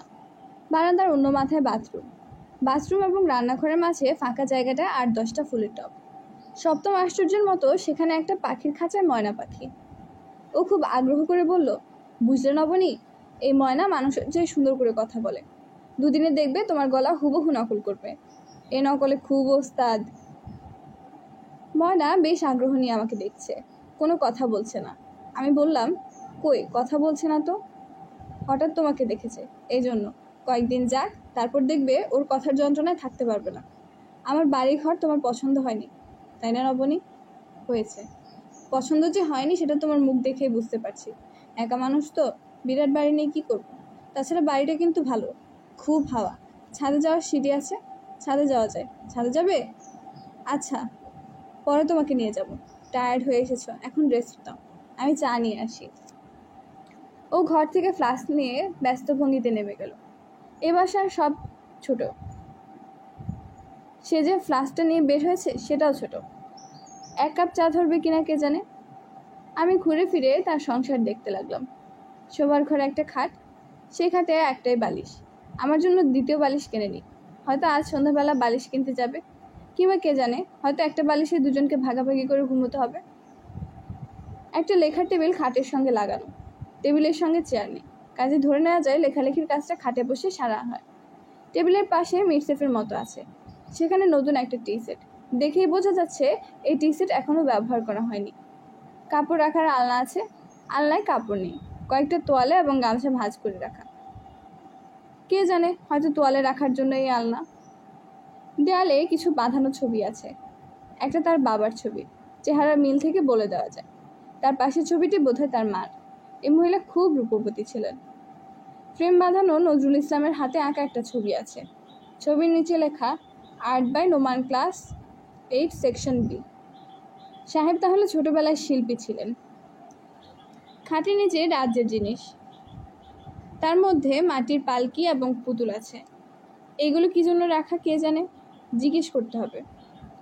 আমি হাত মুখ ধোবার জন্য বাথরুমে ঢুকলাম। বাথরুমটা জকজকে। আমাদের নেত্রকোনার বাড়ির বাথরুমের মতো অন্ধকার এবং স্যাঁতস্যাঁতে না। সবচেয়ে বড় কথা, বাথরুমের ভেতরে উপর দিকে ভেন্টিলেটরের মতো আছে, যে ভেন্টিলেটর দিয়ে আকাশ দেখা যায়। পানি গায়ে ঢালতে ঢালতে আকাশ দেখার মতো আনন্দের আর কি আছে। মুখে পানি ঢালতেই শরীর জুড়িয়ে গেল। হঠাৎ করে মনে হলো আমাদের দুজনের জন্য এরকম একটা ছোট্ট ঘরই দরকার ছিল। ও শুধু চা আনেনি, একটা ঠোঙায় কিছু জিলাপি, আরেক ঠোঙায় কিছু নোনতা বিস্কিট। সে মিষ্টির থেকে কাপ বের করছে। আমি দেখলাম দুটো না, সে একটা কাপ বের করছে। ওই কাপটি সে এগিয়ে দিল আমার দিকে। নিজে চা ঢাললো ফ্লাস্কের মুখে, যেন আমি খুব সম্মানিত একজন মেহমান, বাইরের কেউ। নবনী, টি সেটটা নতুন কিনেছি, সুন্দর না? হ্যাঁ, খুব সুন্দর। সেট হিসেবে কিনলে দাম বেশি লাগে, আমি আলাদা আলাদা কিনে সেট বানিয়েছি, অনেক সস্তা পড়েছে। আচ্ছা, বিকেলে তোমাকে নিয়ে বের হতে হবে, টুকটাক অনেক জিনিস কিনতে হবে। বালিশ কিনতে হবে। তোমার কি কোল বালিশ লাগে? না। তোমার জন্য একটা ড্রেসিং টেবিল কিনেছি, 11 তারিখ ডেলিভারি দেওয়ার কথা ছিল, নিতে গেলাম, বলে পালিশ হয়নি। এখন বোধহয় পালিশ হয়ে গেছে, নিয়ে আসবো। আর একটু চা দিই? ফ্লাস্কে চা আছে, 3 কাপ চা আটে। আমি ওকে খুশি করার জন্যই আরেকটু চা নিলাম, শরবতের মতো মিষ্টি চা। মুখে দিলেই পেটের নাড়িভুড়ি পর্যন্ত মিষ্টি হয়ে যায়। নবনী শোনো, আমি অফিসে যাই, কিছু জরুরি কাজ ছিল। তুমি একা থাকতে পারবে তো? পারবো। গোসল ছেড়ে দরজা বন্ধ করে ঘুমিয়ে পড়ো, তুমি টায়ার্ড হয়ে আছো, তোমার ঘুম দরকার। আচ্ছা। একা একা ভয় পাবে না তো? ভয় পাবার কিছু আছে কি? ভয় পাবার কিছু নেই, খুব সেফ জায়গা। অফিসের 3 জন দারোয়ান আছে, এরা সবসময় পাহারা দেয়। আর আমিও তো আছি, আমি মাঝে মাঝে খোঁজ নিয়ে যাব। খোঁজ নিতে হবে না, আমি ভালোই থাকবো। ছোট বাসা দেখে তোমার মন খারাপ হয়নি তো নবনী? না। দিন এরকম থাকবে না, নিজে একসময় ব্যবসা শুরু করবো। অ্যাড ব্যবসার ব্যাপার স্যাপার আমি এখনই সব জানি, সাহস করে শুরু করলেই হয়। আর একটু চা দেই? ফ্লাস্কে আছে খানিকটা। ও চা ঢেলে দিল, তার মুখ হাসি হাসি। বারান্দার ময়নাটার কাছে দাঁড়িয়ে অনেকক্ষণ ধরে বলল, কথা বল, এ ময়না, কথা বল, বল দেখি। নবনী। ময়না খাঁচার ভিতরেই ছটফট করছে, কথা বলছে না। আমি খাটে বসে দেখছি ও পকেট থেকে কলা বের করে খোসা ছাড়িয়ে এসে ময়নাটাকে দিচ্ছে। গলার স্বর খানিকটা নামিয়ে প্রায় অনুনয়ের ভঙ্গিতে বলছে, কথা বল না রে বাবা, বল। নবনী, নবনী। কি হয় কথা বললে? আমাকে শোনানোর জন্যই বেচারার এই চেষ্টা। এই পৃথিবীতে তার যা কিছু দেখানোর আছে সবই সে আমাকে দেখাতে চায়, আমাকে অভিভূত করাই তার লক্ষ্য। তার প্রয়োজন ছিল না। আমি বললাম, নজরুলের এই ছবি কি তোমার আঁকা? সে লজ্জিত গলায় বলল, ফেলে দেওয়া উচিত, ফেলতে পারি না, মায়া লাগে। ফেলার দরকার কি, সুন্দর ছবি তো। এখনো কি ছবি আঁকো? না না, কি যে বলো, স্কুলে পড়ার সময় খুব আঁকতাম। নবনী, আমি যাই, তাড়াতাড়ি চলে আসতে হবে। সম্পূর্ণ নতুন জায়গা, নতুন পরিবেশ। অচেনা ঘরের অচেনা খাটে আমি শুয়ে আছি। ঘরের আলো কমে এসেছে, আবারও মেঘ করছে। মনে হয় ঝমঝমিয়ে বৃষ্টি নামবে। নামুক বৃষ্টি, সব ভিজিয়ে ভাসিয়ে নিয়ে যাক। বৃষ্টি নামলে ময়নাটা ভিজবে। আমি কি ওকে নিয়ে ভেতরে আসবো, নাকি ওর পানিতে ভিজে অভ্যাস আছে? নিজের বাবা মা ভাই বোন না, একটা পাখির কথা ভাবতে ভাবতে আমি ঘুমিয়ে পড়লাম। গাঢ় ঘুম, ঘুমের মধ্যেই শুনলাম বৃষ্টি পড়ছে। ঘুমের মধ্যে পাখিটার ছটফটানি কানে এলো, এবং একসময় পাখিটা নবনী নবনী বলে আমাকে ডাকতেও লাগলো। এটা হয়তো আমার ভুল, হয়তো আমার স্বপ্নের ক্ষুদ্র অংশ। কিছু কিছু সময়ে মানুষের স্বপ্ন সত্যি মিলেমিশে একাকার হয়ে যায়। পাখিটা আমাকে ক্রমাগত ডাকছে, নবনী, নবনী। কি মিষ্টি, কি সুরেলা গলা তার। বৃষ্টিতে ভেসে যাচ্ছে চারদিক। আমার ঘুম ভাঙলো সন্ধ্যায়। বৃষ্টি নেই, চারদিকে খটখট করছে। পুরোটাই তাহলে স্বপ্ন ছিল। আমি বারান্দায় এসে দাঁড়ালাম। নোমানকে দেখা যাচ্ছে, হাতে পলিথিনের 2টো ব্যাগ, ব্যস্ত ভঙ্গিতে গেট দিয়ে ভেতরে ঢুকছে। সে কি অফিস থেকে আবার বাজারে গিয়েছিল? বারান্দার দরজা খুলে আমি তার জন্য অপেক্ষা করছি। ঘর অন্ধকার হয়ে আছে, ও আসুক, ও এলেই বাতি জ্বালাবো। নবনী, খুব দেরি করে ফেললাম, অফিস থেকে বের হতেই সন্ধ্যা হয়ে গেল। নতুন একটা পার্টি এসেছে, কাজ নেই, শুধু বকর বকর করে। অফিস থেকে বের হতে একবার উকি দিয়েছি, দরজা বন্ধ। কয়েকবার ঠক ঠক করলাম, দরজা খুলো না। বুঝলাম তুমি ঘুমাচ্ছ। চলে গেলাম ড্রেসিং টেবিলের খোঁজে। ওদের সঙ্গেও নানান ঝগড়া। ঝগড়া কেন? আর বলো কেন? এখনও পলিশ হয়নি। কারিগর নাকি ছুটিতে গেছে। পুরোটা টাকা অ্যাডভান্স দেওয়া, নয়তো অন্য থেকে কিনতাম। তোমার ঘুম হয়েছে? হ্যাঁ। চলো আমরা বের হই, মেলা গাছ, টুকটাক জিনিস কিনবো, রাতে আবার দাওয়াত। দাওয়াত খেতে ইচ্ছা করছে না। ইচ্ছে না করলেও যেতে হবে, উপায় নেই। আমার বস দাওয়াত দিয়েছে, শফিক। তোমাকে তো আগেই বলেছি, আমার স্কুল জীবনের বন্ধু। তারই অ্যাড ব্যবসা। শফিকের আমার বিয়েতে যাবার কথা ছিল, যেতে পারলো না, ব্যাংকক যেতে হলো। ও আজ সকালে ফ্লাইটে এসেছে। তোমরা খুব ভালো বন্ধু? অবশ্যই ভালো বন্ধু, তুই তো করিস সম্পর্ক। আমি যে এত ছোট একটা কাজ করি, এটা নিয়ে তার কোনোই মাথা ব্যথা নেই। শুধু যে আমার সাথে এ ব্যবহার তা না, সবার সাথে। অফিসের দারোয়ানের মেয়ের বিয়ে, অফিসের কেউ যায়নি, শফিক গিয়েছিল। তোমাকে নিয়ে এসেছি শুনে তৎক্ষণাৎ সে আমার সঙ্গে দেখা করতে চলে এসছে। তুমি ঘুমাচ্ছ ভেবে আনিনি। এলে সমস্যা হতো। তাকে বসাতে কোথায়? শোবার ঘর ছাড়া এখানে আর ঘর কোথায়? শোবার ঘরেই বসাতাম, সমস্যা নেই। ও পা মেলে মেঝেতে বসে কতদিন চা খেয়েছে। মানুষ হিসেবে অসাধারণ, দেখলেই বুঝবে। ফ্লাস্কটা দাও তো না বনি, চা নিয়ে আসি, চা খেয়ে বের হয়ে পড়ি। ঘরে চা বানানোর ব্যবস্থা নেই? না, আজ সব কিনবো। আমি চা খাই না তো, এই জন্য ব্যবস্থা রাখিনি। তুমি তো আবার খুব চা খাও। কে বললো? বাসরাতে তোমার ছোটকালে চা নিয়ে এলেন, তুমি খুব আরাম করে সবটা খেলে। সেখান থেকেই বুঝলাম। ও হাসছে, সুন্দর করে হাসছে। আমার গোপন রহস্য ধরে ফেলেছে। সেই রহস্য ভেদের হাসি, আনন্দ এবং তৃপ্তির হাসি। ফ্লাস্ক নিয়ে যাবার পথে ও আবার ময়নাটার সামনে দাঁড়ালো। আবার সে অনুনয় বিনিময় করে, ময়না বল বল নবনী, বল তো দেখি, সুন্দর করে বল। নবনী, নবনী, কলা খেতে দেব, কলা। ময়না কথা বলা সে আশ্চর্য বিদ্যা গোপন করিয়ে রাখলো। একবার ডেকে ফেললে কি হয়? বেচারা এত চেষ্টা করছে। কে জানে, আমার সঙ্গে বিয়ে ঠিক হওয়ার পর থেকেই সে হয়তো নবনী ডাক শোনানোর চেষ্টা করছে। ও ফ্লাস্ক নিয়ে চলে যাবার পরপরই ময়নাটাও ডেকে উঠলো, অবিকল ওর মতো গলায় বলল, নবনী, নবনী। আমার সারা গায়ে কাঁটা দিয়ে উঠলো, শরীর ঝিমঝিম করতে লাগলো। কি অদ্ভুত ব্যাপার। নোমান গেটের কাছ থেকে আবার ফিরে আসছে, হন হন করে আসছে। পাখির কথা শুনতে পেয়ে আসছে বলে মনে হয় না। পাখির গলা এত দূর যাবে না, অন্য কিছু হবে, হয়তো মানিব্যাগ ফেলে গেছে। নবনী। কি, তোমার জ্বর টর আসেনি তো? অফিস থেকে ফিরে তোমাকে দেখে মনে হচ্ছিল জ্বর এসেছে। না, জ্বর আসেনি। তুমি কি জ্বরের খোঁজ নেবার জন্য ফিরে এসেছো? হ্যাঁ। দেখি কাছে আসো তো, জ্বর আছে কিনা দেখি। আমি ওর কাছে এগিয়ে গেলাম। ও আমার কপালে হাত রাখলো। বেচারা আমার শরীর ছুঁয়ে দেখার জন্য ছুটে এসেছে। জ্বরের মতো একটা বাজে অজুহাত তৈরি করেছে। আমার বলতে ইচ্ছে করছে, শোনো, তোমার আমাকে যখনই ছুঁয়ে দেখতে ইচ্ছে করবে ছুঁয়ে দেখবে, লজ্জা, দ্বিধা বা সংকোচের কোনো কারণ নেই। আমি তা বলতে পারলাম না। কিছু কথা আছে যা অতি প্রিয়জনদেরও বলা যায় না। তবে ওর এই ছেলেমানুষি কৌশল আমি আমার পরবর্তী জীবনে অনেকবার কাজে লাগিয়েছি। যখন আমার নিজের ইচ্ছা করছে ও আমাকে ছুঁয়ে দেখো, তখনই বলেছি, এ দেখো তো আমার জ্বর আছে কিনা, শরীরটা ভালো লাগছে না। ও আমার কপালে হাত রেখে বলেছে, গা পানির মতো ঠান্ডা, জ্বর নাই তো। আমি হেসে ফেলেছি। ও আমার হাসি দেখে হকচকিয়ে গেছে। তবে ব্যাপারটা ধরতে পেরেছে, বড়দের ছেলে মানুষই এক খেলা।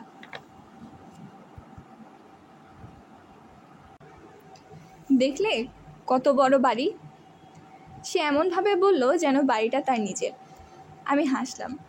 ওর ছেলে মানুষগুলো এখন আমার চোখে পড়তে শুরু করেছে। দোকানে কেনাকাটার সময় প্রথম চোখে পড়ল, যা দেখছে তাই দাম করছে। জাপানি একটা ডিনার সেটের দাম করলো 52 পিসের সেট, দাম 13,000 টাকা।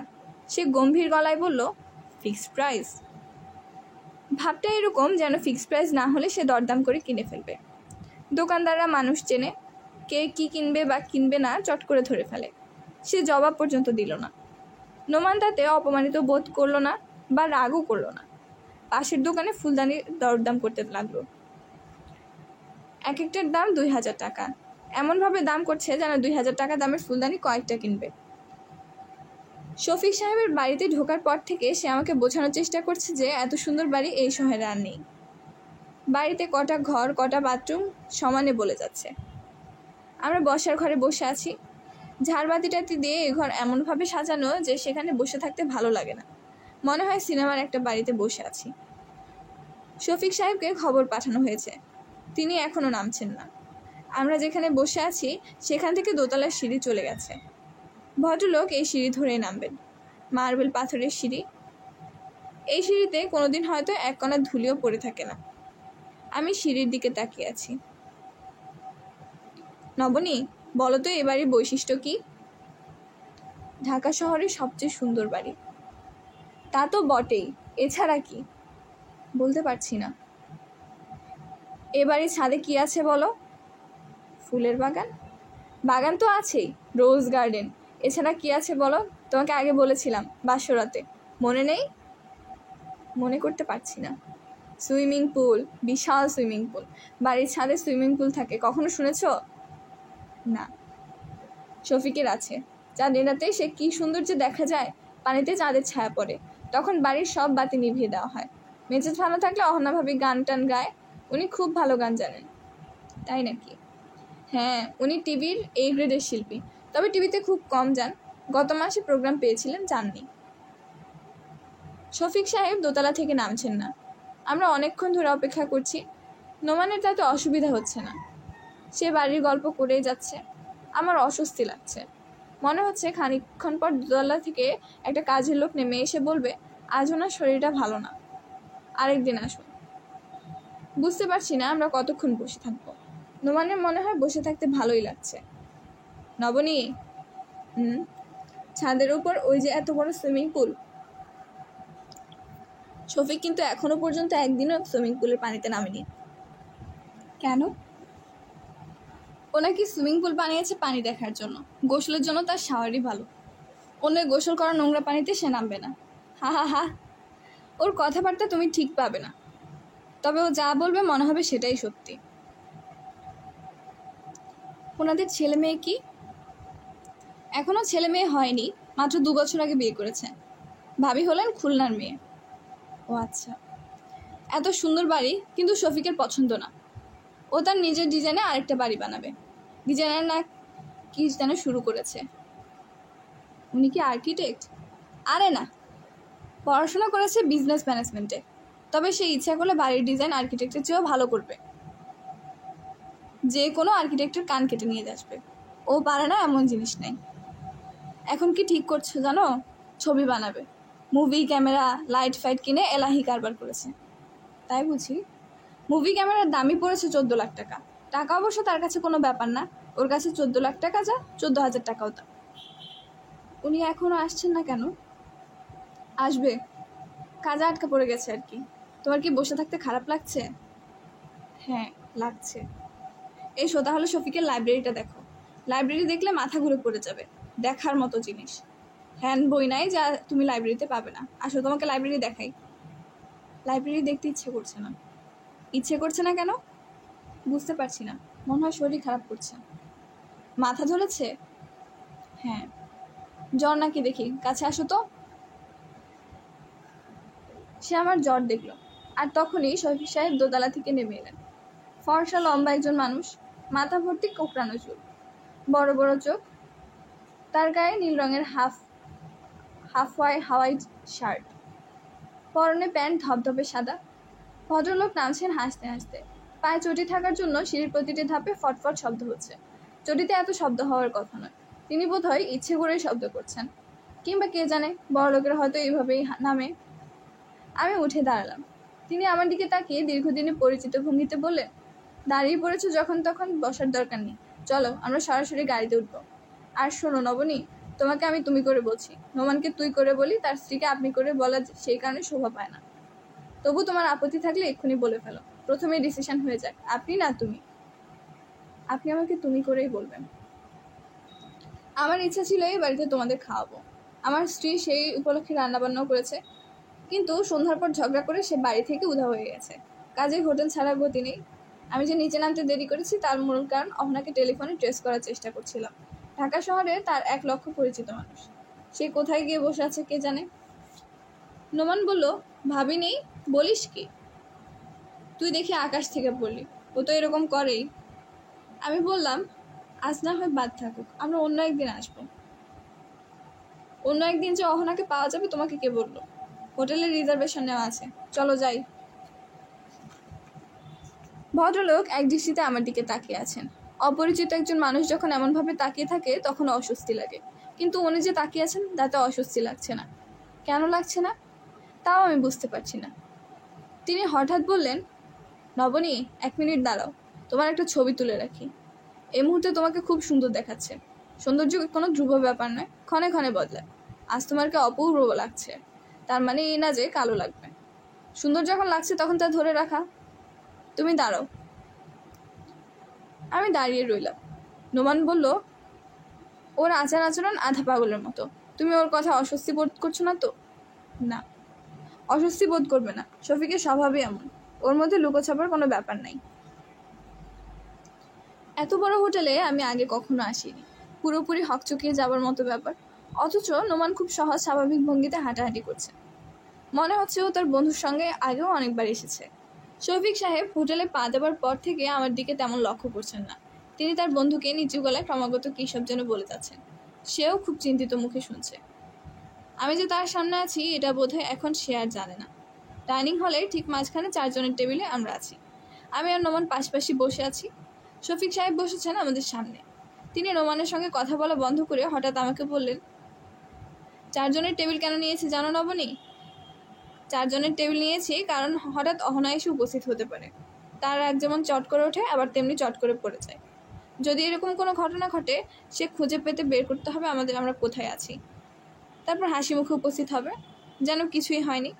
এই জন্য আমি খাবারের অর্ডার এখনো দিচ্ছি না, অপেক্ষা করছি। তোমার খিদে পায়নি তো? জি না। গুড, খিদেটা জমুক। খিদে ভালো মতো না জমলে খেতে পারবে না। হোটেলে যত জমকালো তার খাবার তত খারাপ।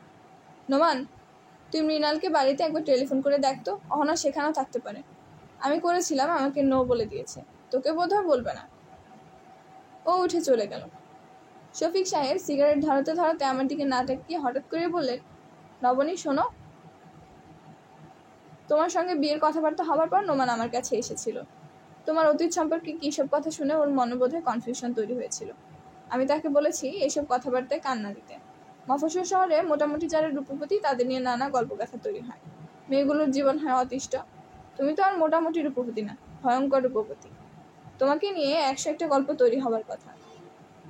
যাই হোক, আমি নোমানকে বলে দিয়েছি ও যেন তোমার অতীত নিয়ে কখনোই প্রশ্ন না করে। ও কি জিজ্ঞেস করেছে? না। একবার যখন না বলে দিয়েছি তখন আর প্রশ্ন করবে না। আর যদি করেও তুমি কিচ্ছু বলবে না। আমার বলার মতো কিছু নেই, থাকলেও বলবে না। নতুন বিয়ে হওয়া মেয়েরা স্বামীর সঙ্গে দ্রুত ভাব নেওয়ার জন্য গড়গড় করে অনেক কিছু বলে দেয়, পরে সমস্যা হয়। নোমান ভালো ছেলে, আমি তাকে খুব পছন্দ করি। আমি চাই না তুচ্ছ এইসব বিষয় নিয়ে। শফিক সাহেব চুপ করে গেলেন, কারণ নোমান ফিরে আসছে। আমার বিরক্ত লাগছে। আমার সম্পূর্ণ ব্যক্তিগত ব্যাপার নিয়ে উনি কথা বলছেন কেন? তাছাড়া আমার সঙ্গে আজই তার প্রথম কথা হচ্ছে। প্রথম আলাপে এই জাতীয় প্রসঙ্গ তোলার কোনো কারণ আছে কি? শফিক সাহেব ওর দিকে তাকিয়ে বললেন, পাওয়া গেছে? না। কোথায় আছে কিছু বললো? নোমান মিটিমিটি হাসছে। কোনো একটা আনন্দের খবর গোপন করতে বাচ্চা ছেলেমেয়েরা যেভাবে হাসে সেরকম হাসি। শফিক ওর হাসি দেখেই বললেন, ও কি হোটেলের দিকে রওনা হয়েছে? হ্যাঁ। গুড, তাহলে খাবার অর্ডার দেওয়া যাক। আমি আমার পছন্দের খাবার দিতে বলি। এদের সব খাবার মুখে দেওয়া যায় না, 2-1টা আইটেম শুধু এরা ভালো করে। শফিক সাহেব আমার দিকে ঝুঁকে এসে বললেন, আমি যে একটা ছবি বানাচ্ছি, নোমান কি তোমাকে বলেছে? জি বলেছে। সেই ছবির নায়িকাকে কিছুক্ষণের মধ্যেই দেখবে, তবে নায়িকার গায়ের রং কালো। কালো রঙের নায়িকা বাংলাদেশে চলবে বলে মনে হয় না। এদেশে নায়িকাদের গায়ের রং হতে হয় দুধে আলতা, এবং ওজন হতে হয় 3 মণের বেশি। আমি লক্ষ্য করলাম শফিক সাহেবের আনন্দে ঝলমল করছেন। স্ত্রী আসছে এই খবর কারোর মুখে এত আনন্দময় হতে পারে আমার ধারণা ছিল না। ভদ্রলোককে এখন আমার ভালো লাগছে। অহনা নামের মেয়েটি মনে হচ্ছে খুব ভাগ্যবতী। আমি ভদ্রমহিলার জন্য আগ্রহ নিয়ে অপেক্ষা করছি। তিনি চলে এলেন 10 মিনিটের মাথায়। তার গায়ের রং কালো, বেশ কালো, কিন্তু এই কালো রঙেও একটা মানুষকে যে এত সুন্দর দেখা যায় আমি জানতাম না। হালকা কমলা রঙের সিল্ক শাড়ি পরেছেন, বেনি করা চুলের গোড়ায় ছোট ছোট নীল রঙের ফুল। নিশ্চয়ই প্লাস্টিকের ফুল, সত্যিকার ফুল নীল হয় না, তবে দেখাচ্ছে সত্যিই ফুলের মতো। তিনি হাসতে হাসতে ঘরে ঢুকলেন। তার ঢোকার সঙ্গে সঙ্গে ডাইনিং রুমটাও যেন হেসে উঠল। শফিক সাহেব বললেন, তুমি যে আসবে আমি জানতাম। এই দেখো, তোমার জন্য ডাইনিং রুমের মাঝখানে টেবিল নিয়েছি। নবনী শোনো, এই কালো মেয়েটি কোনার দিকের টেবিলে বসতে পারে না। সব সময় বসবে মাঝখানে। অহনা বললেন, অবশ্যই আমি মাঝখানে বসবো, এমনভাবে বসবো যেন সবাই তাকায় আমার দিকে। এই দেখো এক্ষুনি তাকানো শুরু হয়েছে। আমি আবার অবাক হয়ে লক্ষ্য করছি ওরা নিজেদের মধ্যেই কথা বলছে। আমরা দুজন যে আছি সেখানে তাদের খেয়াল নেই। শফিক সাহেব একবার বললেন, অহনা, নোমানির স্ত্রীর সঙ্গে কথা বলো, ওর নাম নবনী। দেখো কি ভয়ঙ্কর সুন্দর, প্রায় তোমার কাছাকাছি। ভয়ঙ্কর বলছো কেন? সুন্দর কি ভয়ঙ্কর হয়? মাঝে মাঝে হয়। অহনা আমার দিকে তাকিয়ে একটু হাসলেন, হেসেই অন্য প্রসঙ্গে চলে গেলেন। চিংড়ি মাছ খেলে কোলেস্টেরল বাড়ে না কমে, এটা নিয়ে আলোচনা শুরু হলো। অহনার ধারণা কোলেস্টেরল কমে যায়, শফিক সাহেবের ধারণা তা না। শফিক সাহেব বললেন, এত জিনিস থাকতে আমরা চিংড়ি মাছ নিয়ে আলোচনা করছি কেন? অহনাতে খিলখিল করে হাসতে শুরু করলেন, যেন দারুণ মজার কথা। এদের সঙ্গে চুপচাপ বসে থাকতে আমার এত খারাপ লাগছে, নোমানের লাগছে না। ওরা যখন হাসছে নোমানও হাসছে। এরা যখন গভীর কোনো বিষয় নিয়ে কথা বলছে তখন সেও গভীর মুখে কথা শুনছে। অহনা বললেন, নোমান, চিংড়ি মাছ সম্পর্কে তোমার ধারণা কি? আমার কোনো ধারণা নেই ভাবি।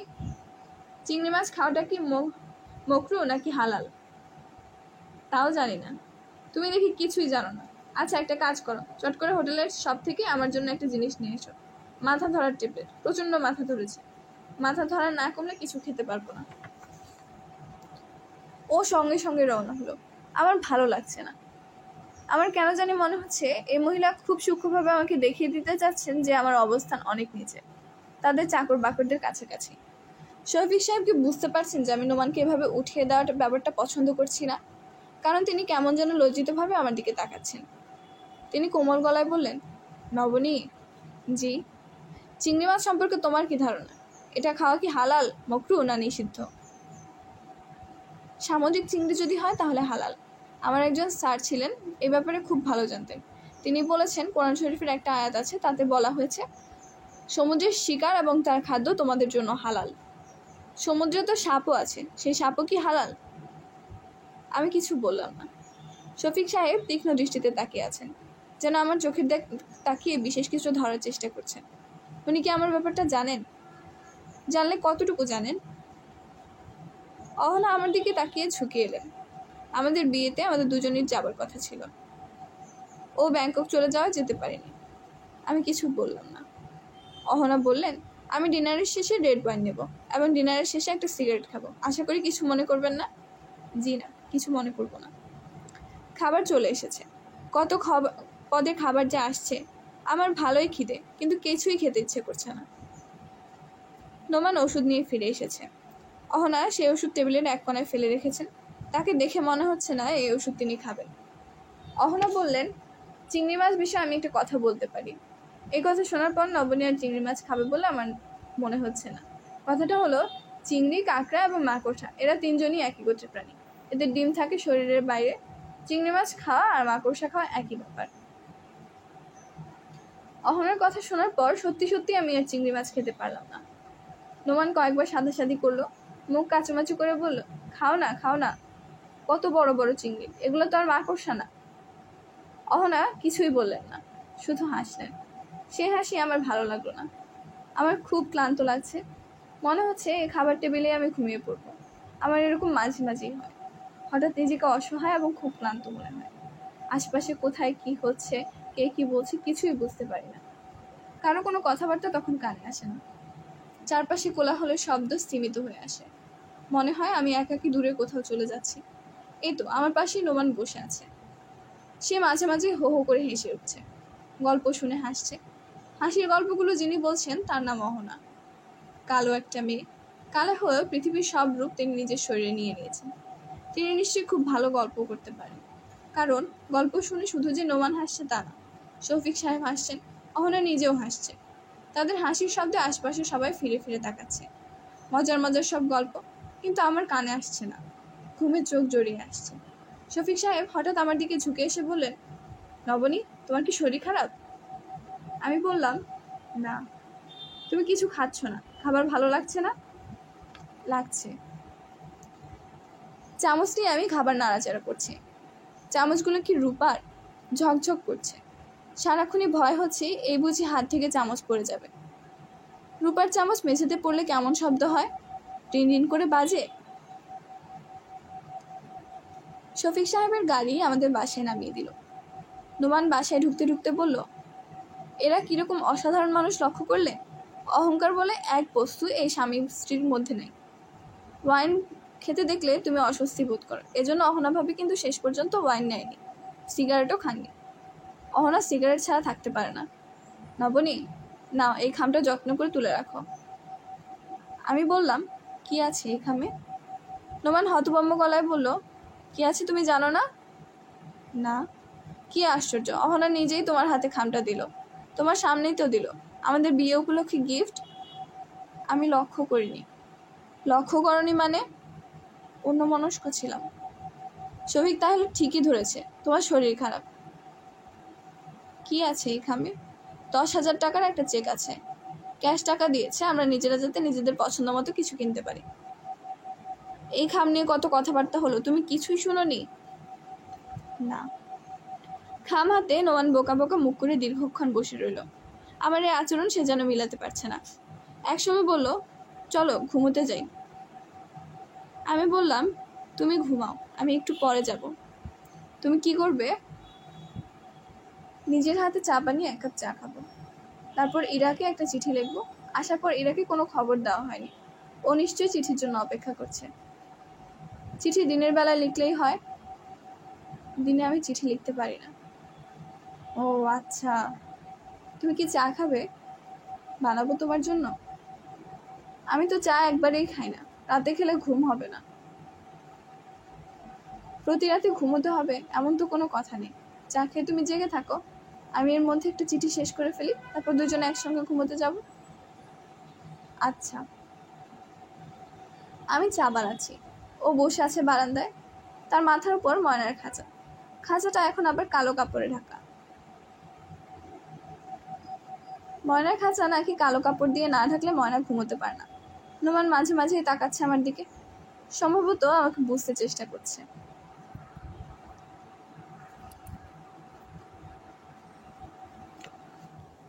ইরা, এই কিছুক্ষণ আগে আমি আমার সংসার শুরু করেছি। কেরোসিনের চুলায় চা বানিয়েছি দুজনের জন্য, আমাদের বিবাহিত জীবনে প্রথম রান্না। চা তেমন ভালো হয়নি, ও কোত্থেকে যেন সস্তা ধরনের চায়ের পাতা এনেছে। অনেকক্ষণ জাল দেওয়ার পরেও রং আসেনি। 5-6 ধরনের চা খেয়ে সে বলেছে এত ভালো চা সে জীবনেও খায়নি। এখন থেকে সে নাকি রোজ রাতে বারান্দায় বসে চা খাবে। এখনও সে বারান্দায় বসে আছে, বেচারার বোধহয় ইচ্ছে আমাকে সঙ্গে নিয়ে ঘুমোতে যাবে। যেহেতু আমি চিঠি লিখতে বসেছি, সে অপেক্ষা করছে বারান্দায়। একজন আদর্শ স্ত্রীর উচিত এই অবস্থায় চিঠি লেখা বন্ধ করে স্বামীর সঙ্গে ঘুমোতে যাওয়া। আমার মনে হয় আমি কোনোদিনও আদর্শ স্ত্রী হতে পারবো না, কারণ তোকে চিঠি লিখতেই আমার ভালো লাগছে। ও অপেক্ষা করছে, করুক, অপেক্ষায় আনন্দ আছে। তাছাড়া আমার মনে হয় বারান্দায় বসে থাকতেও তার ভালো লাগছে, অন্তত বসে থাকার ভঙ্গি দেখে তাই মনে হয়। বসে থাকার মধ্যেও সুখী সুখী এবং দুঃখী ভঙ্গি আছে। ও বসে আছে সুখী সুখী ভঙ্গিতে। আমি কেমন আছি এই দিয়ে শুরু করি। ভালো আছি, নিরিবিলিতে শান্তিতে আছি। আমাদের দুজনের ছোট্ট একটা কামরার ঘর, 2টি মাত্র প্রাণী। ভুল বললাম, 2টি না, 3টি প্রাণী, একটা পোষা ময়না। ও বলেছে ময়না নাকি রাজনীতিবিদদের মতো ক্রমাগত কথা বলে, তবে আমি এখনো তার কোনো কথা শুনিনি। ও আচ্ছা, একবার শুনেছি। ময়নাটা পুরুষের মতো গলায় বলেছে, নবনী, ঠিক করেছি কাল ভোর থেকে সংসার গুছাবো। তবে সংসার গুছানোর কিছু নেই, সবই গোছানো। আমার কাজ হলো এই গোছানো সংসারে নিজের জায়গা করে নেওয়া। সে জায়গা করে নিতে খুব অসুবিধা হয়নি, কোনো মেয়েরই বোধহয় হয় না। নোমান সম্পর্কে বলি, স্বামীর নাম ধরে লিখলাম বলে ভুরু কুচকাচ্ছিস না তো? মানুষটা ভালোই, ওর মধ্যে সরল সরল ব্যাপার আছে, জটিলতা তেমন নেই। নেই বলেই ভয়ে ভয়ে আছি। আমরা মানুষেরা জটিলতা দেখতেই অভ্যস্ত, সারল্যকে আমরা ভয় করি। কারো ভেতর এই ব্যাপারটা দেখতে পেলে থমকে যায়, এবং আমাদের মনের একটি অংশ বলতে থাকে নিশ্চয়ই কোনো একটা রহস্য আছে। মানুষের ভেতরে রহস্য তেমন নেই, সাদাসিধা মানুষ, একটু বোধহয় কৃপণ। প্রতিটা পয়সা হিসেব নিকাশ করে খরচ করে। চা খাবো বলে চিনি এনেছে, ছোট্ট একটা পোটলা এতটুকু চিনি। তবে ময়না পাখিটার জন্য কলা কিনে এনেছে, একটা কলার অর্ধেকটা কেটে খাইয়েছে, বাকি অর্ধেকটা পলিথিনের ব্যাগে মুড়ে রেখে দিয়েছে, পরে খাওয়াবে। আমি বাথরুমে গোসল করলাম, সাবানটা মেঝেতে ফেলে এসেছিলাম। পরের বার ঘরে ঢুকে দেখি সেই সাবান সে শোকেসে তুলে রেখে বাথরুমের মেঝে ন্যাকড়া দিয়ে মুছছে, যাতে মেঝেটা শুকনো খটখট করে। আমাকে অবশ্য কিছু বলেনি। পৃথিবীর সব স্বামী বিয়ের পর স্ত্রীদের উপর তাদের যে অধিকার আছে সে অধিকার ফলাতে চেষ্টা করে। কেউ কেউ স্থূলভাবে এটাকে সূক্ষ্মভাবে করে। যেমন ধর, হঠাৎ বলবে, এক গ্লাস পানি দাও তো, অথচ হাতের কাছে পানির গ্লাস। এই মানুষটা পর্যন্ত এখনো তা করছে না, মনে হয় করবে না। শুরুতে যে করে না সে পরেও করে না। মানুষ চরিত্রে এসব দোষগুণ 24 ঘন্টার ভেতরেই ধরা পড়ার কথা। ইরা, তোকে বসিয়ে রেখে আমি এখন বারান্দায় যাব, দেখে আসবো মানুষটা কি করছে, এখনো জেগে আছে নাকি ঘুমিয়ে পড়েছে। তাছাড়া কলমটাও বদলাতে হবে, এই কলমটা দিয়ে ভালো লিখতে পারছি না, আরেকটা কলম দরকার। ঘরে আর কলম আছে কি না জানি না, ওকে বলতে হবে। যদি দেখিও ঘুমিয়ে পড়েছে তাহলে আজ আর চিঠি শেষ হবে না। তোকে যে কথা দিয়েছিলাম পৌঁছে চিঠি দেবো তা আর সম্ভব হবে না, দেরি হয়ে যাবে। কাল হয়তো আর চিঠি লিখতে ইচ্ছে করবে না। মানুষটা জেগেছিল, আমাকে দেখে আগ্রহ নিয়ে বলল, চিঠি লেখা কি শেষ?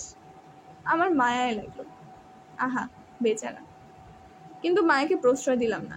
নির্বিকার ভঙ্গিতে বললাম, ঘরে কি আর কলম আছে? সে বলল, ড্রয়ারে আছে, দাঁড়াও আমি বের করে দিই। দুটো কলম টেবিলের উপর রেখে মুগ্ধ গলায় বলল, তোমার হাতের লেখা এত সুন্দর। তার বলার ভঙ্গিটি এমন যেন আমি আমার মস্ত বড় কোনো গুণ এতক্ষণ তার চোখের সামনে থেকে আড়াল করে রেখেছিলাম। আমি বললাম, তোমার হাতের লেখা কি খুব খারাপ? সে বলল, না, আমার হাতের লেখাও সুন্দর, দাঁড়াও তোমাকে দেখাই। বলেই এক টুকরো কাগজ নিয়ে লিখলো, নবনী, নবনী। ইরা, তোকে বললাম না লোকটা সরল ধরনের। সরল না হলে কখনোই কাগজ নিয়ে তার হাতের লেখার পরীক্ষা দিতে বসতো না। বুদ্ধিমানরা এই কাজ কখনোই করে না। আমি বললাম, তোমার হাতের লেখা আমার চেয়েও সুন্দর। এখন এক কাজ করো, বিছানায় শুয়ে থাকো, আমার চিঠি প্রায় শেষ হয়ে এসেছে, আর মাত্র 10-15 মিনিট। চিঠি শেষ করে আমি চলে আসবো। ও বাধ্য ছেলের মতো ঘুমোতে চলে গেল। আমি চিঠি নিয়ে বসলাম। অনেক কিছুই তোকে লিখতে ইচ্ছে করছে। যেমন ধর, আমরা যে আজ ওর এক বন্ধুর সঙ্গে দেখা করেছি তার কথা বলতে ইচ্ছে করছে। এই ভদ্রলোকের নাম শফিক। তিনি ওর অফিসের প্রধান ব্যক্তি, অফিসটাই তার। মানুষের কি পরিমাণ টাকা থাকতে পারে তাকে না দেখলে বোঝা যাবে না। ভদ্রলোক ওর ছেলেবেলার বন্ধু। এতে আমার আনন্দিত হওয়া উচিত, কিন্তু আনন্দিত হতে পারছি না। আকাশের সঙ্গে পাতালের বন্ধুত্ব হয় না, হওয়া বোধহয় ঠিকও নয়। ভদ্রলোকের ব্যবহার চমৎকার, কথাবার্তা চমৎকার, কিন্তু তবু আমার ভালো লাগলো না। কেন লাগলো না তাও বুঝতে পারছি না। ভদ্রলোকের স্ত্রীর নাম হলো অহনা। আমি প্রথমে ভেবেছিলাম গহনা, পরে শুনি অহনা। নামটা সুন্দর, তাই না? ভদ্রমহিলার গায়ের রং কালো। কালো রঙের মেয়ে যে এত রূপবতী হতে পারে কে জানতো। এনাদের সম্পর্কে তোকে পরে আরো লিখবো, আপাতত এইটুকুই। তোদের কথা আমি কিছুই জানতে চাচ্ছি না। জানি তুই নিজ থেকে সব লিখবি, কিছুই বাদ দিবি না। তোকে ছোট্ট একটা ধন্যবাদ দেওয়া দরকার। সুটকেস খুলে দেখি লাইব্রেরি থেকে আনা উপন্যাসটা তিথির নীল দেওয়ালে। তুই সুটকেসে দিয়ে দিয়েছিস। বই পড়ার সময় পাচ্ছি না, কাহিনী কি তাও ভুলে গেছি। আবার গোড়া থেকে শুরু করতে হবে। তোর চোখ কান এতটা খোলা তা বুঝতে পারিনি। তোর এত বুদ্ধি কেন? ভালো থাকিস। ইতি, তোর আপা। ঘড়ির দিকে তাকিয়ে দেখি রাত 2:10। ও বিছানায় শুয়ে ঘুমোচ্ছে, বারান্দার দরজা খোলা। তাকে যতটা সাবধানী এবং গোছালো বলে মনে হচ্ছিল, আসলে সে ততটা না। বারান্দার দরজা খুলে রেখে সে ঘুমাতে যাচ্ছে। আমি বারান্দায় এসে দাঁড়ালাম। চাঁদের আলো পড়ছে বারান্দায়, সরল ধরনের আলো। আমাদের বাড়ির ছাদে গাছের পাতার ফাঁক দিয়ে যেমন আলো আসতো, সেরকম জটিল নকশাদার আলো নয়।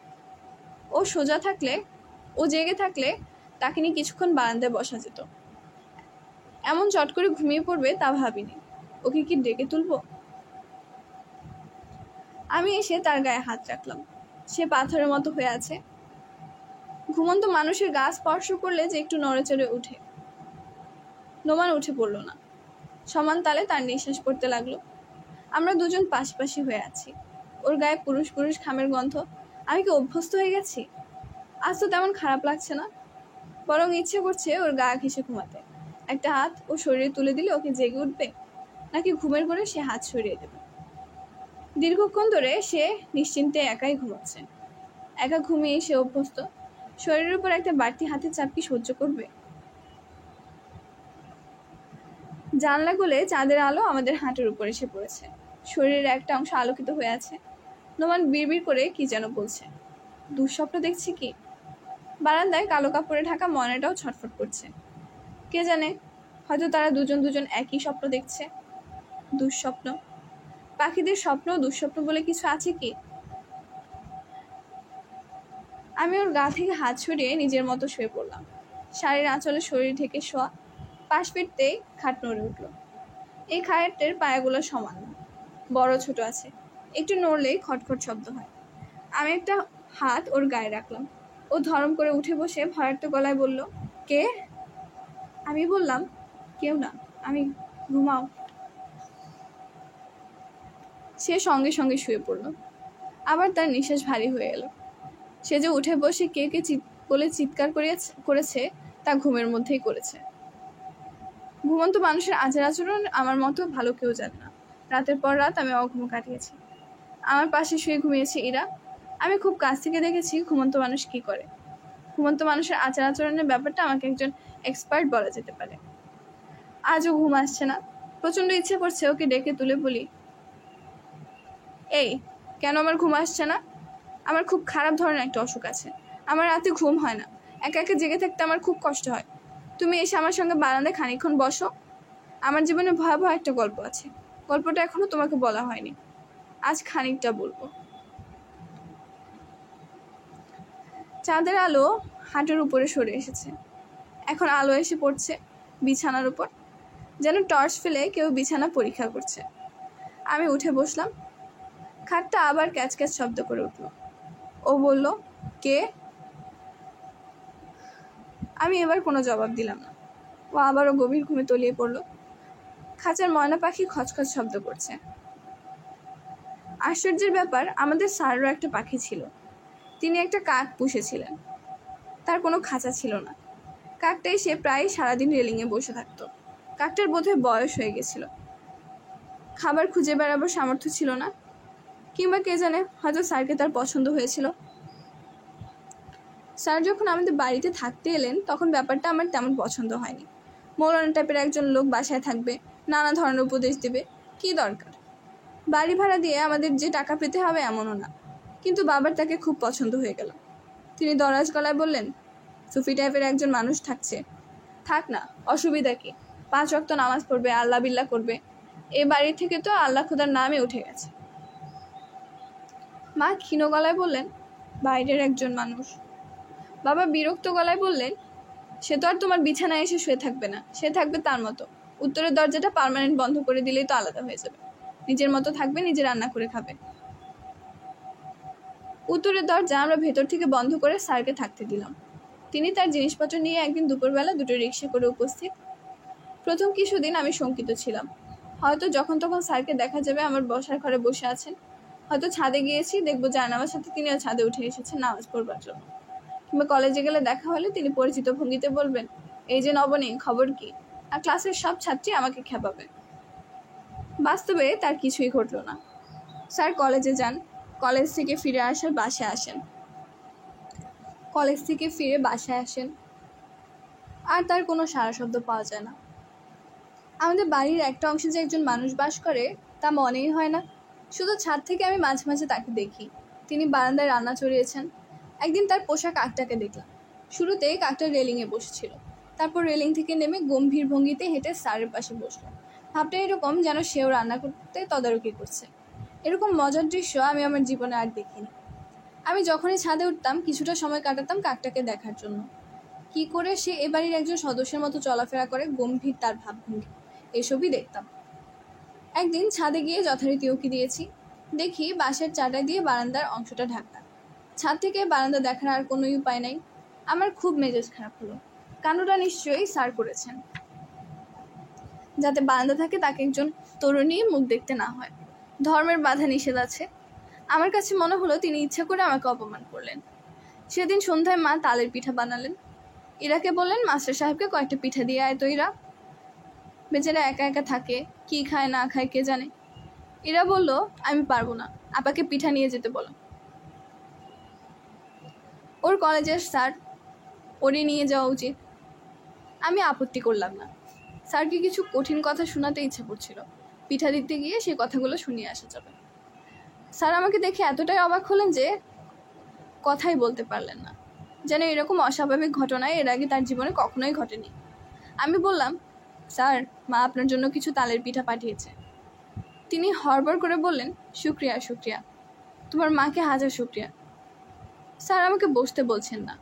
আমি যে কথাগুলো বলবো বলে ভেবে এসেছি সেগুলো দাঁড়িয়ে দাঁড়িয়ে বলে চলে যাওয়া যায়, কিন্তু ইচ্ছে করছে না, আমাকে কিছুক্ষণের জন্য হলেও বসতে হবে। আমি বললাম, স্যার, আমি কি কিছুক্ষণের জন্য আপনি এখানে বসতে পারি? অবশ্যই পারো, বসো বসো। তিনি অতিরিক্ত রকমের ব্যস্ত হয়ে পড়লেন, নিজেই ছুটে গিয়ে বারান্দা থেকে চেয়ার নিয়ে এলেন। আমি বসলাম না, কঠিন গলায় বললাম, স্যার, বসতে ভয় লাগছে, আমার তো বোরকা পরা নেই, এভাবে আপনার সামনে আসাই হয়তো ঠিক হয়নি। মা পিঠে দিয়ে যেতে বললো, এজন্য এসেছি, নয়তো আসতাম না। আপনাকে বিব্রত করার জন্য আমার কোনো ইচ্ছা নেই। আমি বিব্রত হচ্ছি না। অবশ্যই হচ্ছেন, বিব্রত না হলে বারান্দা চাটাইয়ের বেড়া দিতেন না। এই কাণ্ডটা করেছেন কারণ চাটাইয়ের বেড়াটা না দিলে বোরখা নেই এমন একটা মেয়েকে মাঝে মাঝে আপনার দেখতে হয়, বিরাট একটা পাপ হয়। এত বড় পাপের শাস্তি হচ্ছে দোজক। আমাকে দেখার কারণে আপনি দোজকে যাবেন, তাই না? দোজকে সুন্দর সুন্দর পরীরা অপেক্ষা করছে। আমি এক নিঃশ্বাসে কথাগুলো বলে শেষ করলাম। কঠিন কিছু কথা বলার ছিল, বলতে পারলাম না, কারণ আমি দেখলাম তিনি খুবই দুঃখিত ভঙ্গিতে আমার দিকে তাকিয়ে আছেন। আমি বললাম, স্যার, যাই। তিনি বললেন, একটু বসো, 1 মিনিট। আমার উপর এরকম রাগ করে চলে গেলে আমার খারাপ লাগবে, একটু বসে যাও। আমি বসলাম। তিনি বললেন, চাটাইয়ের বেড়াটা আমি আমার জন্য দিইনি, তোমার জন্য দিয়েছি। আমার মনে হয়েছিল তোমার একা একা ছাদে হাঁটার অভ্যাস, আমার জন্য স্বাধীনভাবে তা করতে পারছো না। তোমাকে এই সমস্যা থেকে মুক্তি দেবার জন্যই এটা করেছি। তুমি যে এমন রেগে যাবে আমি বুঝতে পারিনি। তোমার রাগ কি একটু কমেছে? আমি কিছু বললাম না। তিনি যেন নিজের কথাই বলছেন এমন ভঙ্গিতে বললেন, বোরকা নিয়ে তোমার মনে বড় ধরনের ক্ষোভ আছে বলে মনে হয়, এরকম থাকা উচিত নয়। আমাদের প্রফিটের সময় যুগটা ছিল আইএমএ জাহিলিয়াতের যুগ। মানুষের প্রবৃত্তি ছিল পশুদের কাছাকাছি। মেয়েরা রাস্তায় বের হলে মানুষ নানাভাবে তাদের উত্ত্যক্ত করত। মেয়েরাও যে ছেলেদের চেয়ে আলাদা ছিল তা না, তারাও এতে মজা পেত। তারাও চাইতো যেন পুরুষরা তাদের উত্ত্যক্ত করে, তাদেরকে দেখে অশ্লীল অঙ্গভঙ্গি করে, কারণ যুগটাই হচ্ছে পশুত্বের যুগ।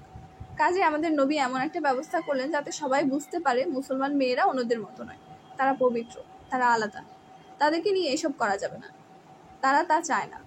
কাজে নবী আদেশ দিলেন মেয়েরা যেন চাদরে তাদের শরীর ঢেকে নিজেদের অন্যদের চেয়ে আলাদা করে ফেলে। চাদরে ঢাকা একটা মেয়ে দেখলেই সবাই যেন বোঝে এ মেয়ে আর 10টা মেয়ের মতো না, এর সঙ্গে ভদ্র আচরণ করতে হবে। তুমি কি বুঝতে পারছো নবনী? আমি কিছু বললাম না। স্যার বললেন, বেহেশতে পরি পাওয়া যায় সম্পর্কে তুমি যা বললে সেটা নিয়েও কথা আছে।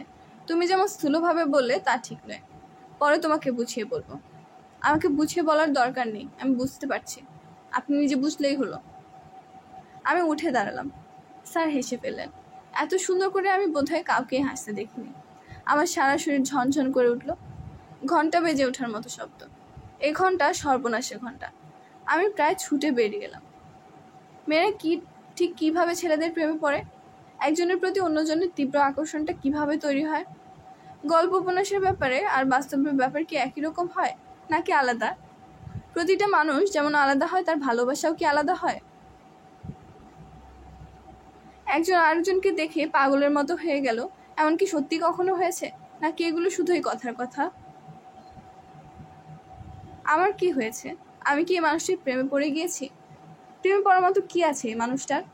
মানুষটি যদি বিবাহিত হতো, তার কয়েকটা ছেলে মেয়ে থাকতো, তাহলে কি আমি ঠিক এইভাবে আকর্ষিত হতাম? সারা রাত আমার ঘুম হলো না। জীবনে এই প্রথম আমার ঘুমহীন রাত্রি যাপন। কি যে এক ভয়ঙ্কর কষ্ট। বিছানার এপাশ ওপাশ করছি আর ভাবছি, ভোর হচ্ছে না কেন? ভোর হোক। মনে হচ্ছে ভোর হলে আমার কষ্ট কমবে। সূর্য ওঠার আগে আমি বিছানা ছেড়ে উঠলাম। দরজা খুলে বারান্দায় এসে দেখি মা ফজরের নামাজের জন্য অজু করছেন। আমাকে দেখে বললেন, কিরে, আজ এত সকালে ঘুম ভাঙলো যে? একবার ভোরবেলা উঠে দেখলাম কেমন লাগে। রোজ ভোরে উঠে ছাদে ঘোরাঘুরি করবি, দেখবি শরীরটা কেমন লাগে। তুমি তাই করো নাকি মা? তোরা ছাদে যাস সন্ধ্যাবেলায়, আমি যাই ভোরবেলায়। মা আনন্দিত ভঙ্গিতে হাসছেন। আমি ছাদে চলে গেলাম। সিঁড়ি দিয়ে ওঠার সময় মনে হতে লাগলো, আচ্ছা, ছাদে উঠে গিয়ে যদি দেখি স্যার ছাদে হাঁটাহাঁটি করছেন, তাহলে কি হবে? ব্যাপারটা মোটেই অস্বাভাবিক নয়, খুবই স্বাভাবিক। উনি নিশ্চয়ই নামাজ পড়ার জন্য ভোরবেলায় উঠেছেন।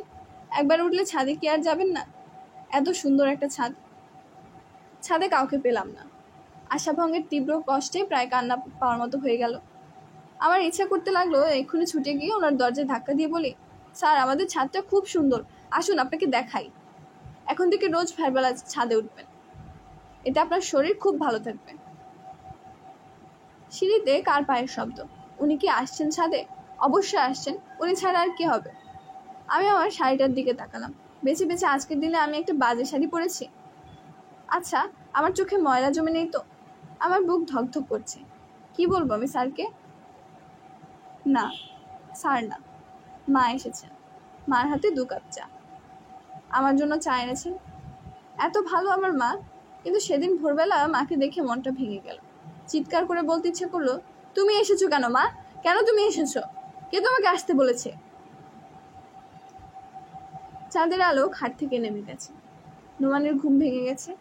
সে উঠে বসতে বসতে অবাক হয়ে বলল, কি হয়েছে? আমি বললাম, কিছু হয়নি। ঘুমোচ্ছ না? না, আমার ঘুম আসছে না। শরীর খারাপ করছে নাকি জ্বর? সে হাত বাড়িয়ে আমার কপাল স্পর্শ করলো। আহ, তার হাতটা কি ঠান্ডা!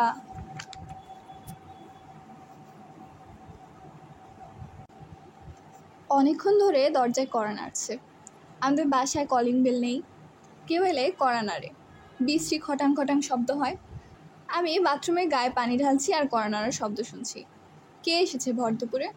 আমি কি করব? ভেজা গায়ে দরজা খুলবো? কে হতে পারে? তাড়াতাড়ি গায়ে কোনো মতে একটা শাড়ি জড়িয়ে দরজা খুলে দেখি বড় মামা। বড় মামার পেছনে ছোট টিনের ট্রাঙ্ক, হাতে 9-10 বছর বয়সী একটা মেয়ে। আমি চেঁচিয়ে বললাম, বড় মামা আপনি? কেমন আছিস মা? ভালো। সাথে এটা কে? তোর জন্য কাজের মেয়ে নিয়ে এসেছি। তুই ইরার কাছে চিঠি লিখেছিস। চিঠি পড়ে বুঝলাম ঘরে কাজের লোক নেই, তাই নিয়ে এসেছি। এর নাম মদিনা। তুই কাপড় বদলে আয়, ভেজা গায়ে ঠান্ডা লাগাবি। জামাই কোথায়? ও ঢাকার বাইরে আছে। তুই একা? জি। আচ্ছা যা, কাপড় বদলে আয়, পরে কথা বলবো। বড় মামা বেশিক্ষণ থাকলেন না। দুপুরে কিছু খেলেনও না। রোজা রেখে এসেছেন। সন্ধ্যাবেলায় ইফতার করবেন। অফিসের কাজ নিয়ে এসেছেন। এখন কাজ সারতে যাবেন। রাতে আমার সঙ্গে দেখা করে ট্রেনে উঠবেন। চিঠি লেখার থাকলে লিখে রাখিস, হাতে হাতে নিয়ে যাব। জামাই কদিন ধরে বাইরে? 4 দিন। আসবে কবে? ঠিক নেই মামা, সপ্তাহখানেক লাগবে বলেছিল। ছবির কি একটা কাজ করছে। একা একা ফেলে চলে গেল, এটা ঠিক হয় নাই। আমাকে খবর দিলে তোকে এসে নিয়ে যেতাম। আমার অসুবিধা হচ্ছে না মামা, রাতে দারোয়ানের বউটা এসে বারান্দায় শুয়ে থাকে। মামা কৌতূহলী চোখে আমার সংসার দেখছেন। খাটের নিচটাও এক ফাঁকে দেখলেন। চেয়ারে বসেছিলেন, চেয়ার ছেড়ে খাটে বসলেন। খাটটা নড়ে উঠল। ব্যাপারটা বোধহয় পছন্দ হলো না। তিনি নিঃশ্বাস ফেললেন। এখানকার খবরাখবর সব ভালো তো? জি, ভালো। জামাইয়ের আত্মীয় স্বজনদের সঙ্গে দেখা হয়েছে? কয়েকজনের সঙ্গে দেখা হয়েছে। ও আমাকে নিয়ে গিয়েছিল। ওরা আসে না? জি না। তোরা আগের ব্যাপার ট্যাপার জামাই কিছু জানতে চায়নি তো? জি না। নিজ থেকে কিছু বলার দরকার নেই। বাবার শরীর কেমন আছে মামা? কিছু বুঝতে পারছি না, কখনো বলে ভালো, কখনো বলে মন্দ। ইরার খবর কি? ভালো, ওর বিয়ের সম্বন্ধ আসছে। জামাই মংলা পোর্টের ইঞ্জিনিয়ার। দেখে গেছে, পছন্দ হয়েছে বলেই তো মনে হয়। দেখি, আল্লাহ আল্লাহ করছি। বিয়ে শাদির ব্যাপার, কলমা না পড়ানো পর্যন্ত কিচ্ছু বলা যায় না। তোর বাসাটা বড় থাকলে তোর এখানে এনে রাখতাম। বিয়ের ব্যাপার আলোচনা এসব নেত্রকোনা না হয় ভালো। ফট করে কেউ কোনো ভাঙানি দিবে। তোর বাসাও তো ছোট। জি। জামাই কি বলে? বড় বাসা নেবে না, এখানেই থাকবে? এই নিয়ে কথা হয়নি মামা। তুই কিছু বলতে যাবি না, চাপ দেওয়া ঠিক না। শুরুতে একটু কষ্ট করাই ভালো। কষ্ট না করলে কেষ্ট মেলে না। সংসারে ভালোবাসা থাকলে আর কিছু লাগে না। চাঁদের আলো ঢোকে ভাঙা ঘরে। পাকা দালানের জানলা খুলে দিলেও আলো ঢোকে মামা। তার জন্য জানলা খুলতে হয় রে বড় খুকি। কয়জনের আর জানলা খুলে? কেউ খুলে না। বড় মামা শুধু যে মদিনাকে নিয়ে এসেছেন তাই না, কয়েক ধরনের আচার এনেছেন। আমের আচার, তেঁতুলের আচার, চালতার আচার। 1 টিন মুড়ি এনেছেন। হরলিক্সের কৌটায় 1 কৌটা ঘি। একটা প্যাকেট খুলে দেখি ঘরে পরার 2টা গামছা। বড় খুকি, জি মামা। জামাইয়ের জন্য স্যুটের কাপড় এনে দেবো বলে ঠিক করেছিলাম। ওকে সাথে নিয়েই কেনার ইচ্ছা ছিল। স্যুট কিনে দোকানে নিয়ে দর্জির খরচটাও দিয়ে দেওয়া, নয়তো খাজনার থেকে বাজনা বড় হয়ে যায়। এখন কি করি বলতো? স্যুটের কাপড় লাগবে না মামা, ও স্যুট পরে না, ছোট চাকরি করে। এই চাকরিতে স্যুট পরলে লোক হাসবে। ওর ছোট চাকরির জন্য মন খারাপ করিস না মা। এমনি বললাম, আমার মন খারাপ না। আলহামদুলিল্লাহ, শুনে ভালো লাগলো। আচ্ছা, পরের বার যখন আসবো তখন বানিয়ে দিয়ে যাব। মামা, আপনার শরীর কেমন? আছে, ভালোই আছে। মাথা ব্যথাটা হয়, টিউমার হয়েছে কিনা কে জানে। আমাদের এখানে একজন ডাক্তার আছেন, ওয়াদুদ সাহেব, বন্ধু মানুষ। তিনি বলেছিলেন টিউমারের টেস্ট ফেস্ট করাতে। কাগজে কী সব লিখেও দিয়েছেন। করাবেন না? করাবো, পরের বার করাবো। ও আচ্ছা, ভুলে গেছি, ছোটো খুকির চিঠিটা নে, জবাব লিখে রাখিস। বারবার বলে দিয়েছি জবাব নিয়ে যেতে। জবাব ছাড়া গেলে খুব রাগ করবে। আর মদিনাকে কিছু খেতে দে, ওর বোধহয় খিদে পেয়েছে। এদের কিন্তু পেটের আন্দাজ নেই, যা দিবি তাই খেয়ে পেটের অসুখ বাঁধাবে, হিসাব করে দিস। আমি এখন উঠি রে ওর মা। মদিনাকে খেতে দিয়ে আমি ইরা চিঠি নিয়ে বসলাম। ইরা লিখেছে, আপা, তোমার চিঠি লিখতে এত দেরি হলো কেন? তোমার এত কী কাজ? তুমি বিশ্বাস করবে না, আমি নিজে প্রতিদিন একবার পোস্ট অফিসে গিয়ে জিজ্ঞেস করছি চিঠি এসেছে কিনা। এর মধ্যে এমন এক কাণ্ড হলো, বাবা গভীর রাতে চেঁচামেচি শুরু করলেন, নবনী এসেছে, নবনী এসেছে। সে কি হইচই!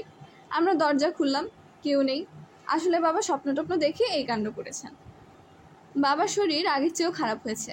হলে কি হবে, চিকিৎসা করাবেন না? এখন কোনো ওষুধ খাচ্ছেন না। একজন জিন সাধকের খোঁজ পাওয়া গেছে, তার কাছ থেকে ওষুধ নিচ্ছেন। সেই ওষুধ নাকি জিনেরা এনে দিচ্ছে কৌকাফনগর থেকে। গাছের কী সব শিকড় বাকড়, মা সেসব হামান দিচ্ছে, পিষে পিষে দিচ্ছেন। আমি খানিকটা চেখে দেখেছি, বিশ্রী দুর্গন্ধ। খানিকটা মুখে দিলে মুখ আঠাটা হয়ে যায়। ভালো কথা, মা স্বপ্নে দেখেছেন তোমার ছেলে হয়েছে। ছেলের নামও স্বপ্ন দেখেছেন, ছেলের নাম জুলহাস। আমি মাকে বললাম, ছেলে হওয়ার স্বপ্ন দেখেছো, ভালো কথা, ছেলের নাম কিভাবে স্বপ্নে দেখলে? আর দেখলে যখন একটু ভালো নাম দেখতে পারলে না? অন্তু ভাইয়েরও খবর আছে, সে ফুটবল খেলতে গিয়ে মাথায় চোট পেয়েছে। লোকজন বল খেলতে গিয়ে পায়ে চোট পায়, ভাইয়ার সবই উল্টা, সে চোট পেয়েছে মাথায়। তোমার ঘরটা এখন ভাইয়ার দখলে। এত সুন্দর ঘরটা সে কী যে বানিয়ে রেখেছে, না দেখলে বিশ্বাস করবে না। তার উপর একদিন তার ঘরে ঢুকে দেখি, না থাক, এখন বলবো না, খুবই মজার ব্যাপার, মুখোমুখি বলতে হবে। আপা, তুমি কবে আসবে? আমি দুলাভাইকে তার অফিসের ঠিকানায় খুব করুণ একটা চিঠি লিখেছি, এত করুণ যে চিঠি পড়ার পরপরই অন্তত কিছুদিনের জন্য দুলাভাই তোমাকে আমাদের এখানে রেখে যাবেন। আমার যে বিয়ের কথা হচ্ছে তা নিশ্চয়ই এর মধ্যে বড় মামা তোমাকে বলেছে। ছেলে নিজেই আমাকে দেখতে এসেছে, গম্ভীর মুখে জিজ্ঞেস করলো, রবীন্দ্রনাথ কবে নোবেল পুরস্কার পেয়েছে বলতে পারেন? আমার এমন রাগ লাগছিল যে ইচ্ছা করে বলি, রবীন্দ্রনাথকে নাম শুনিনি তো। এরকম বলতে পারিনি, শুধু বলেছি কবে নোবেল পুরস্কার পেয়েছেন জানি না। আপা, তুমি কি জানো, আমার মনে হয় এখন আমার একটা সাধারণ জ্ঞানের বই দরকার। না হয় কখন কি প্রশ্ন করবে, জবাব দিতে পারবো না, বিয়ে আটকে যাবে। তবে জবাব দিতে না পারলেও ওই লোক আমাকে পছন্দ করেছে, সেটা আমি ওই লোকের ড্যাব ড্যাব করে তাকিয়ে থাকা দেখেই বুঝেছি। বড় কোনো সমস্যা না হলে এই শীতে বিয়ে হয়ে যাবে। আপা, কিচ্ছু ভালো লাগছে না, তুমি আসো। মামা বিকালে একটা ইলিশ মাছ হাতে নিয়ে এলেন। তার গায়ে জ্বর, বেশ জ্বর। ইফতার কিছু খেতে পারলেন না। আমি বললাম, চুপচাপ বিছানায় শুয়ে থাকুন, কাল যাবেন। মামা রাজি হলেন না। রাজি হবে না জানতাম, তাকে ফেরানো মুশকিল।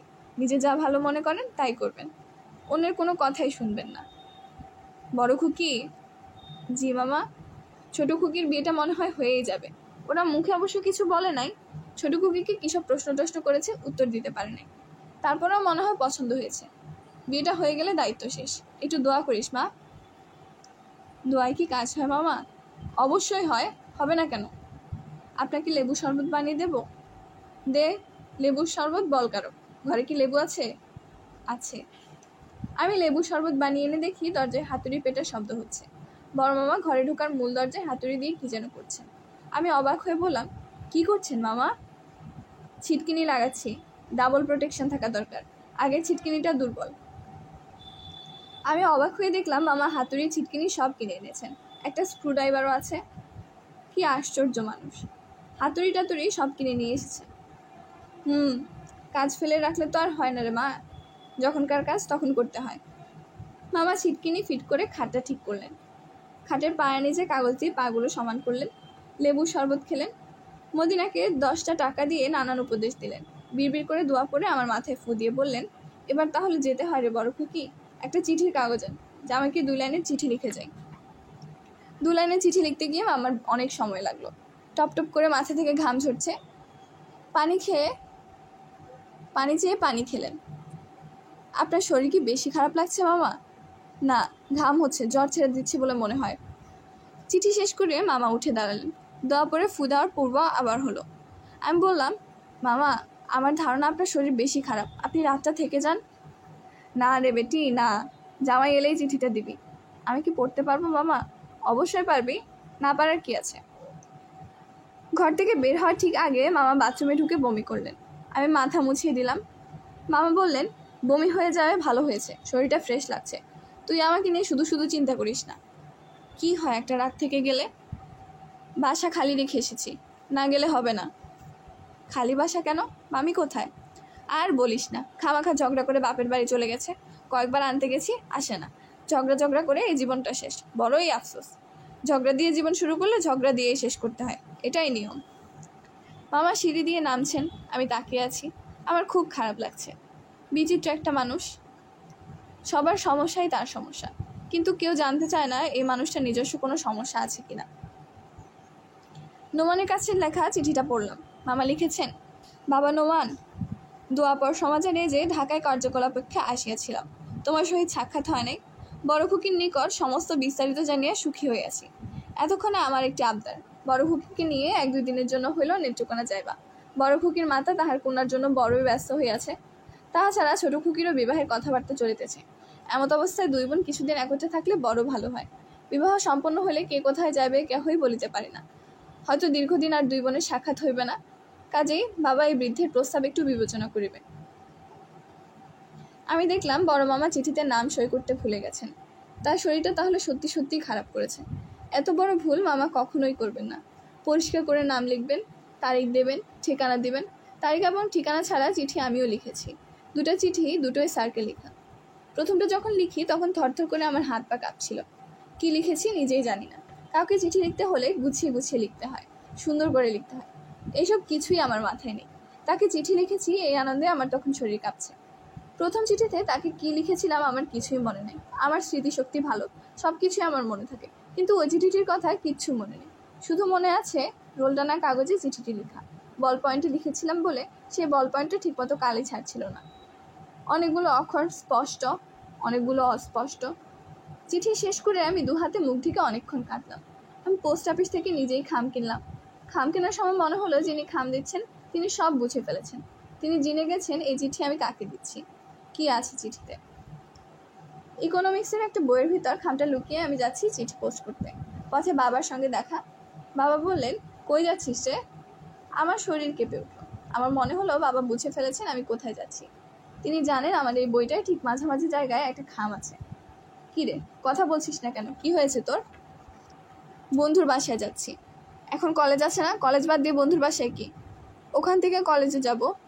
আচ্ছা যা, তোর কি শরীর খারাপ? না বাবা, শরীর ভালো। আচ্ছা আচ্ছা। চিঠি পোস্ট করে আমি কলেজে গেলাম।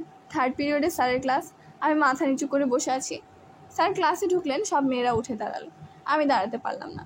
মনে হচ্ছে আমার হাত পা পাথরের মতো শক্ত হয়ে গেছে। স্যার রোল কল করছেন। মেয়েরা নানা রকম ফাজলামি করছে। ইয়েস স্যার না বলে সবাই বলছে হাজির হুজুর। একজন আবার বলল, বান্দা হাজির হুজুর। হাসির হল্লা শুরু হলো। স্যার রোল কল বন্ধ করে খানিকক্ষণ তাকিয়ে রইলেন। মনে হলো কিছু বলবেন, বললেন না। রোল কল করে যেতে লাগলেন। আমার রোল 53। যখন তিনি ডাকলেন রোল 53, আমি বসে রইলাম, কোনো শব্দ করলাম না। স্যার আবার ডাকলেন রোল 53। আমি চুপ করে রইলাম। স্যার কৌতূহলী হয়ে আমার দিকে তাকালেন। আমি মাথা নিচু করে আছি। আমার ধারণা হয়েছে স্যার আমার চোখের দিকে তাকালেই সব জেনে যাবেন। তখন আমি কি করব? এই লজ্জা আমি কোথায় রাখবো? স্যার সেদিন পড়ালেন সম্রাট বাবরের সিংহাসনে আরোহণের পর্ব। ক্লাসে হইচই একসময় থেমে গেল। তিনি ভারী এবং খানিকটা কাঁপা কাঁপা গলায় গল্প বলার ভঙ্গিতে কথা বলছেন। কথা বলার সঙ্গে সঙ্গে হাত নাড়ছেন। বাবরের মার নাম হজরত খানম। দেখেছ কি অদ্ভুত নাম? এই নাম মনে রাখা সহজ না, খুবই সহজ। আবার কোনো বাবরের মা হজরত খানম। 910 হিজরির কথা। রবিউস সানি কি আগে একবার বলেছি, আর বলবো না। এই সময় কি হলো? হজরত খানম জ্বরে পড়লেন। মাত্র 6 দিনের জ্বরে তিনি মারা গেলেন। বাবরের বয়স তখন কত? কে বলতে পারে কত? নবনী, তুমি বলতে পারো? আমার শরীর কেঁপে উঠল। স্যার কি সুন্দর করে ডাকলেন, নবনী। আর কেউ কি কোনোদিন এত সুন্দর করে আমার নাম ডাকবে? নবনী, তুমি জানো তখন বাবরের বয়স কত ছিল? আমি চুপ করে আছি। আমার পেছন থেকে বেনু উঠে দাঁড়িয়ে বলল, স্যার, নবনী জানি, কিন্তু বলবে না। ক্লাসের সবাই হাসছে। স্যার আবার হাসি অগ্রাহ্য করে পড়াতে শুরু করলেন। হজরত খানমের মৃত্যুর 4 দিনের দিন আরেকটা ঘটনা ঘটল। ঘটনা সামান্য হলেও মুঘল সাম্রাজ্যে তার ফল ছিল সুদূর প্রসারী। আছে সামান্য ঘটনা এবং তার পরবর্তী ঘটনা প্রবাহে তোমাদের বলবো। ইতিহাস থেকে আমাদের অনেক কিছু শিখতে হবে। আপাতত তুচ্ছ ব্যাপার যে একসময় সাম্রাজ্য পরিবর্তনের মতো বড় ব্যাপারে রূপান্তরিত হতে পারে, এই শিক্ষা বারবার ইতিহাস আমাদেরকে দেয়। প্রথম চিঠিটা পাঠাবার 1 সপ্তাহ পর আমি দ্বিতীয় চিঠিটা পাঠালাম। কোনো চিঠিতে নাম ঠিকানা ছিল না। তবু স্যার ব্যাপারটা বুঝে ফেললেন। একদিন কলেজে রওনা হচ্ছি, ওনার সঙ্গে দেখা। উনি বললেন, নবনী শোনো, তোমার তো পরীক্ষা এসে গেছে, এখন মন দিয়ে পড়াশোনা করা উচিত, তাই না? জি। তোমার হাতের লেখা সুন্দর, তবে হাতের লেখা সুন্দর হলেই তো হয় না, বানানের দিকে লক্ষ্য রাখতে হয়। মুহূর্ত বানানে হয়ের উপর একটা দীর্ঘ উকার হয়। আমি স্যারের দিকে তাকিয়ে কঠিন গলায় বললাম, আমাকে এইসব কেন বলছেন? আমি কিছুই বুঝতে পারছি না। আমি সেদিন কলেজে গেলাম না। বাড়িতে ফিরে এসে দরজা বন্ধ করে সারাদিন কাটলাম। সন্ধ্যাবেলা ছাদে উঠে মনে হলো, ছাদ থেকে নিচে যদি লাফিয়ে পড়তে পারতাম তাহলে কি সুন্দর হতো। কেন মানুষ শুধু শুধু পৃথিবীতে বেঁচে থাকে?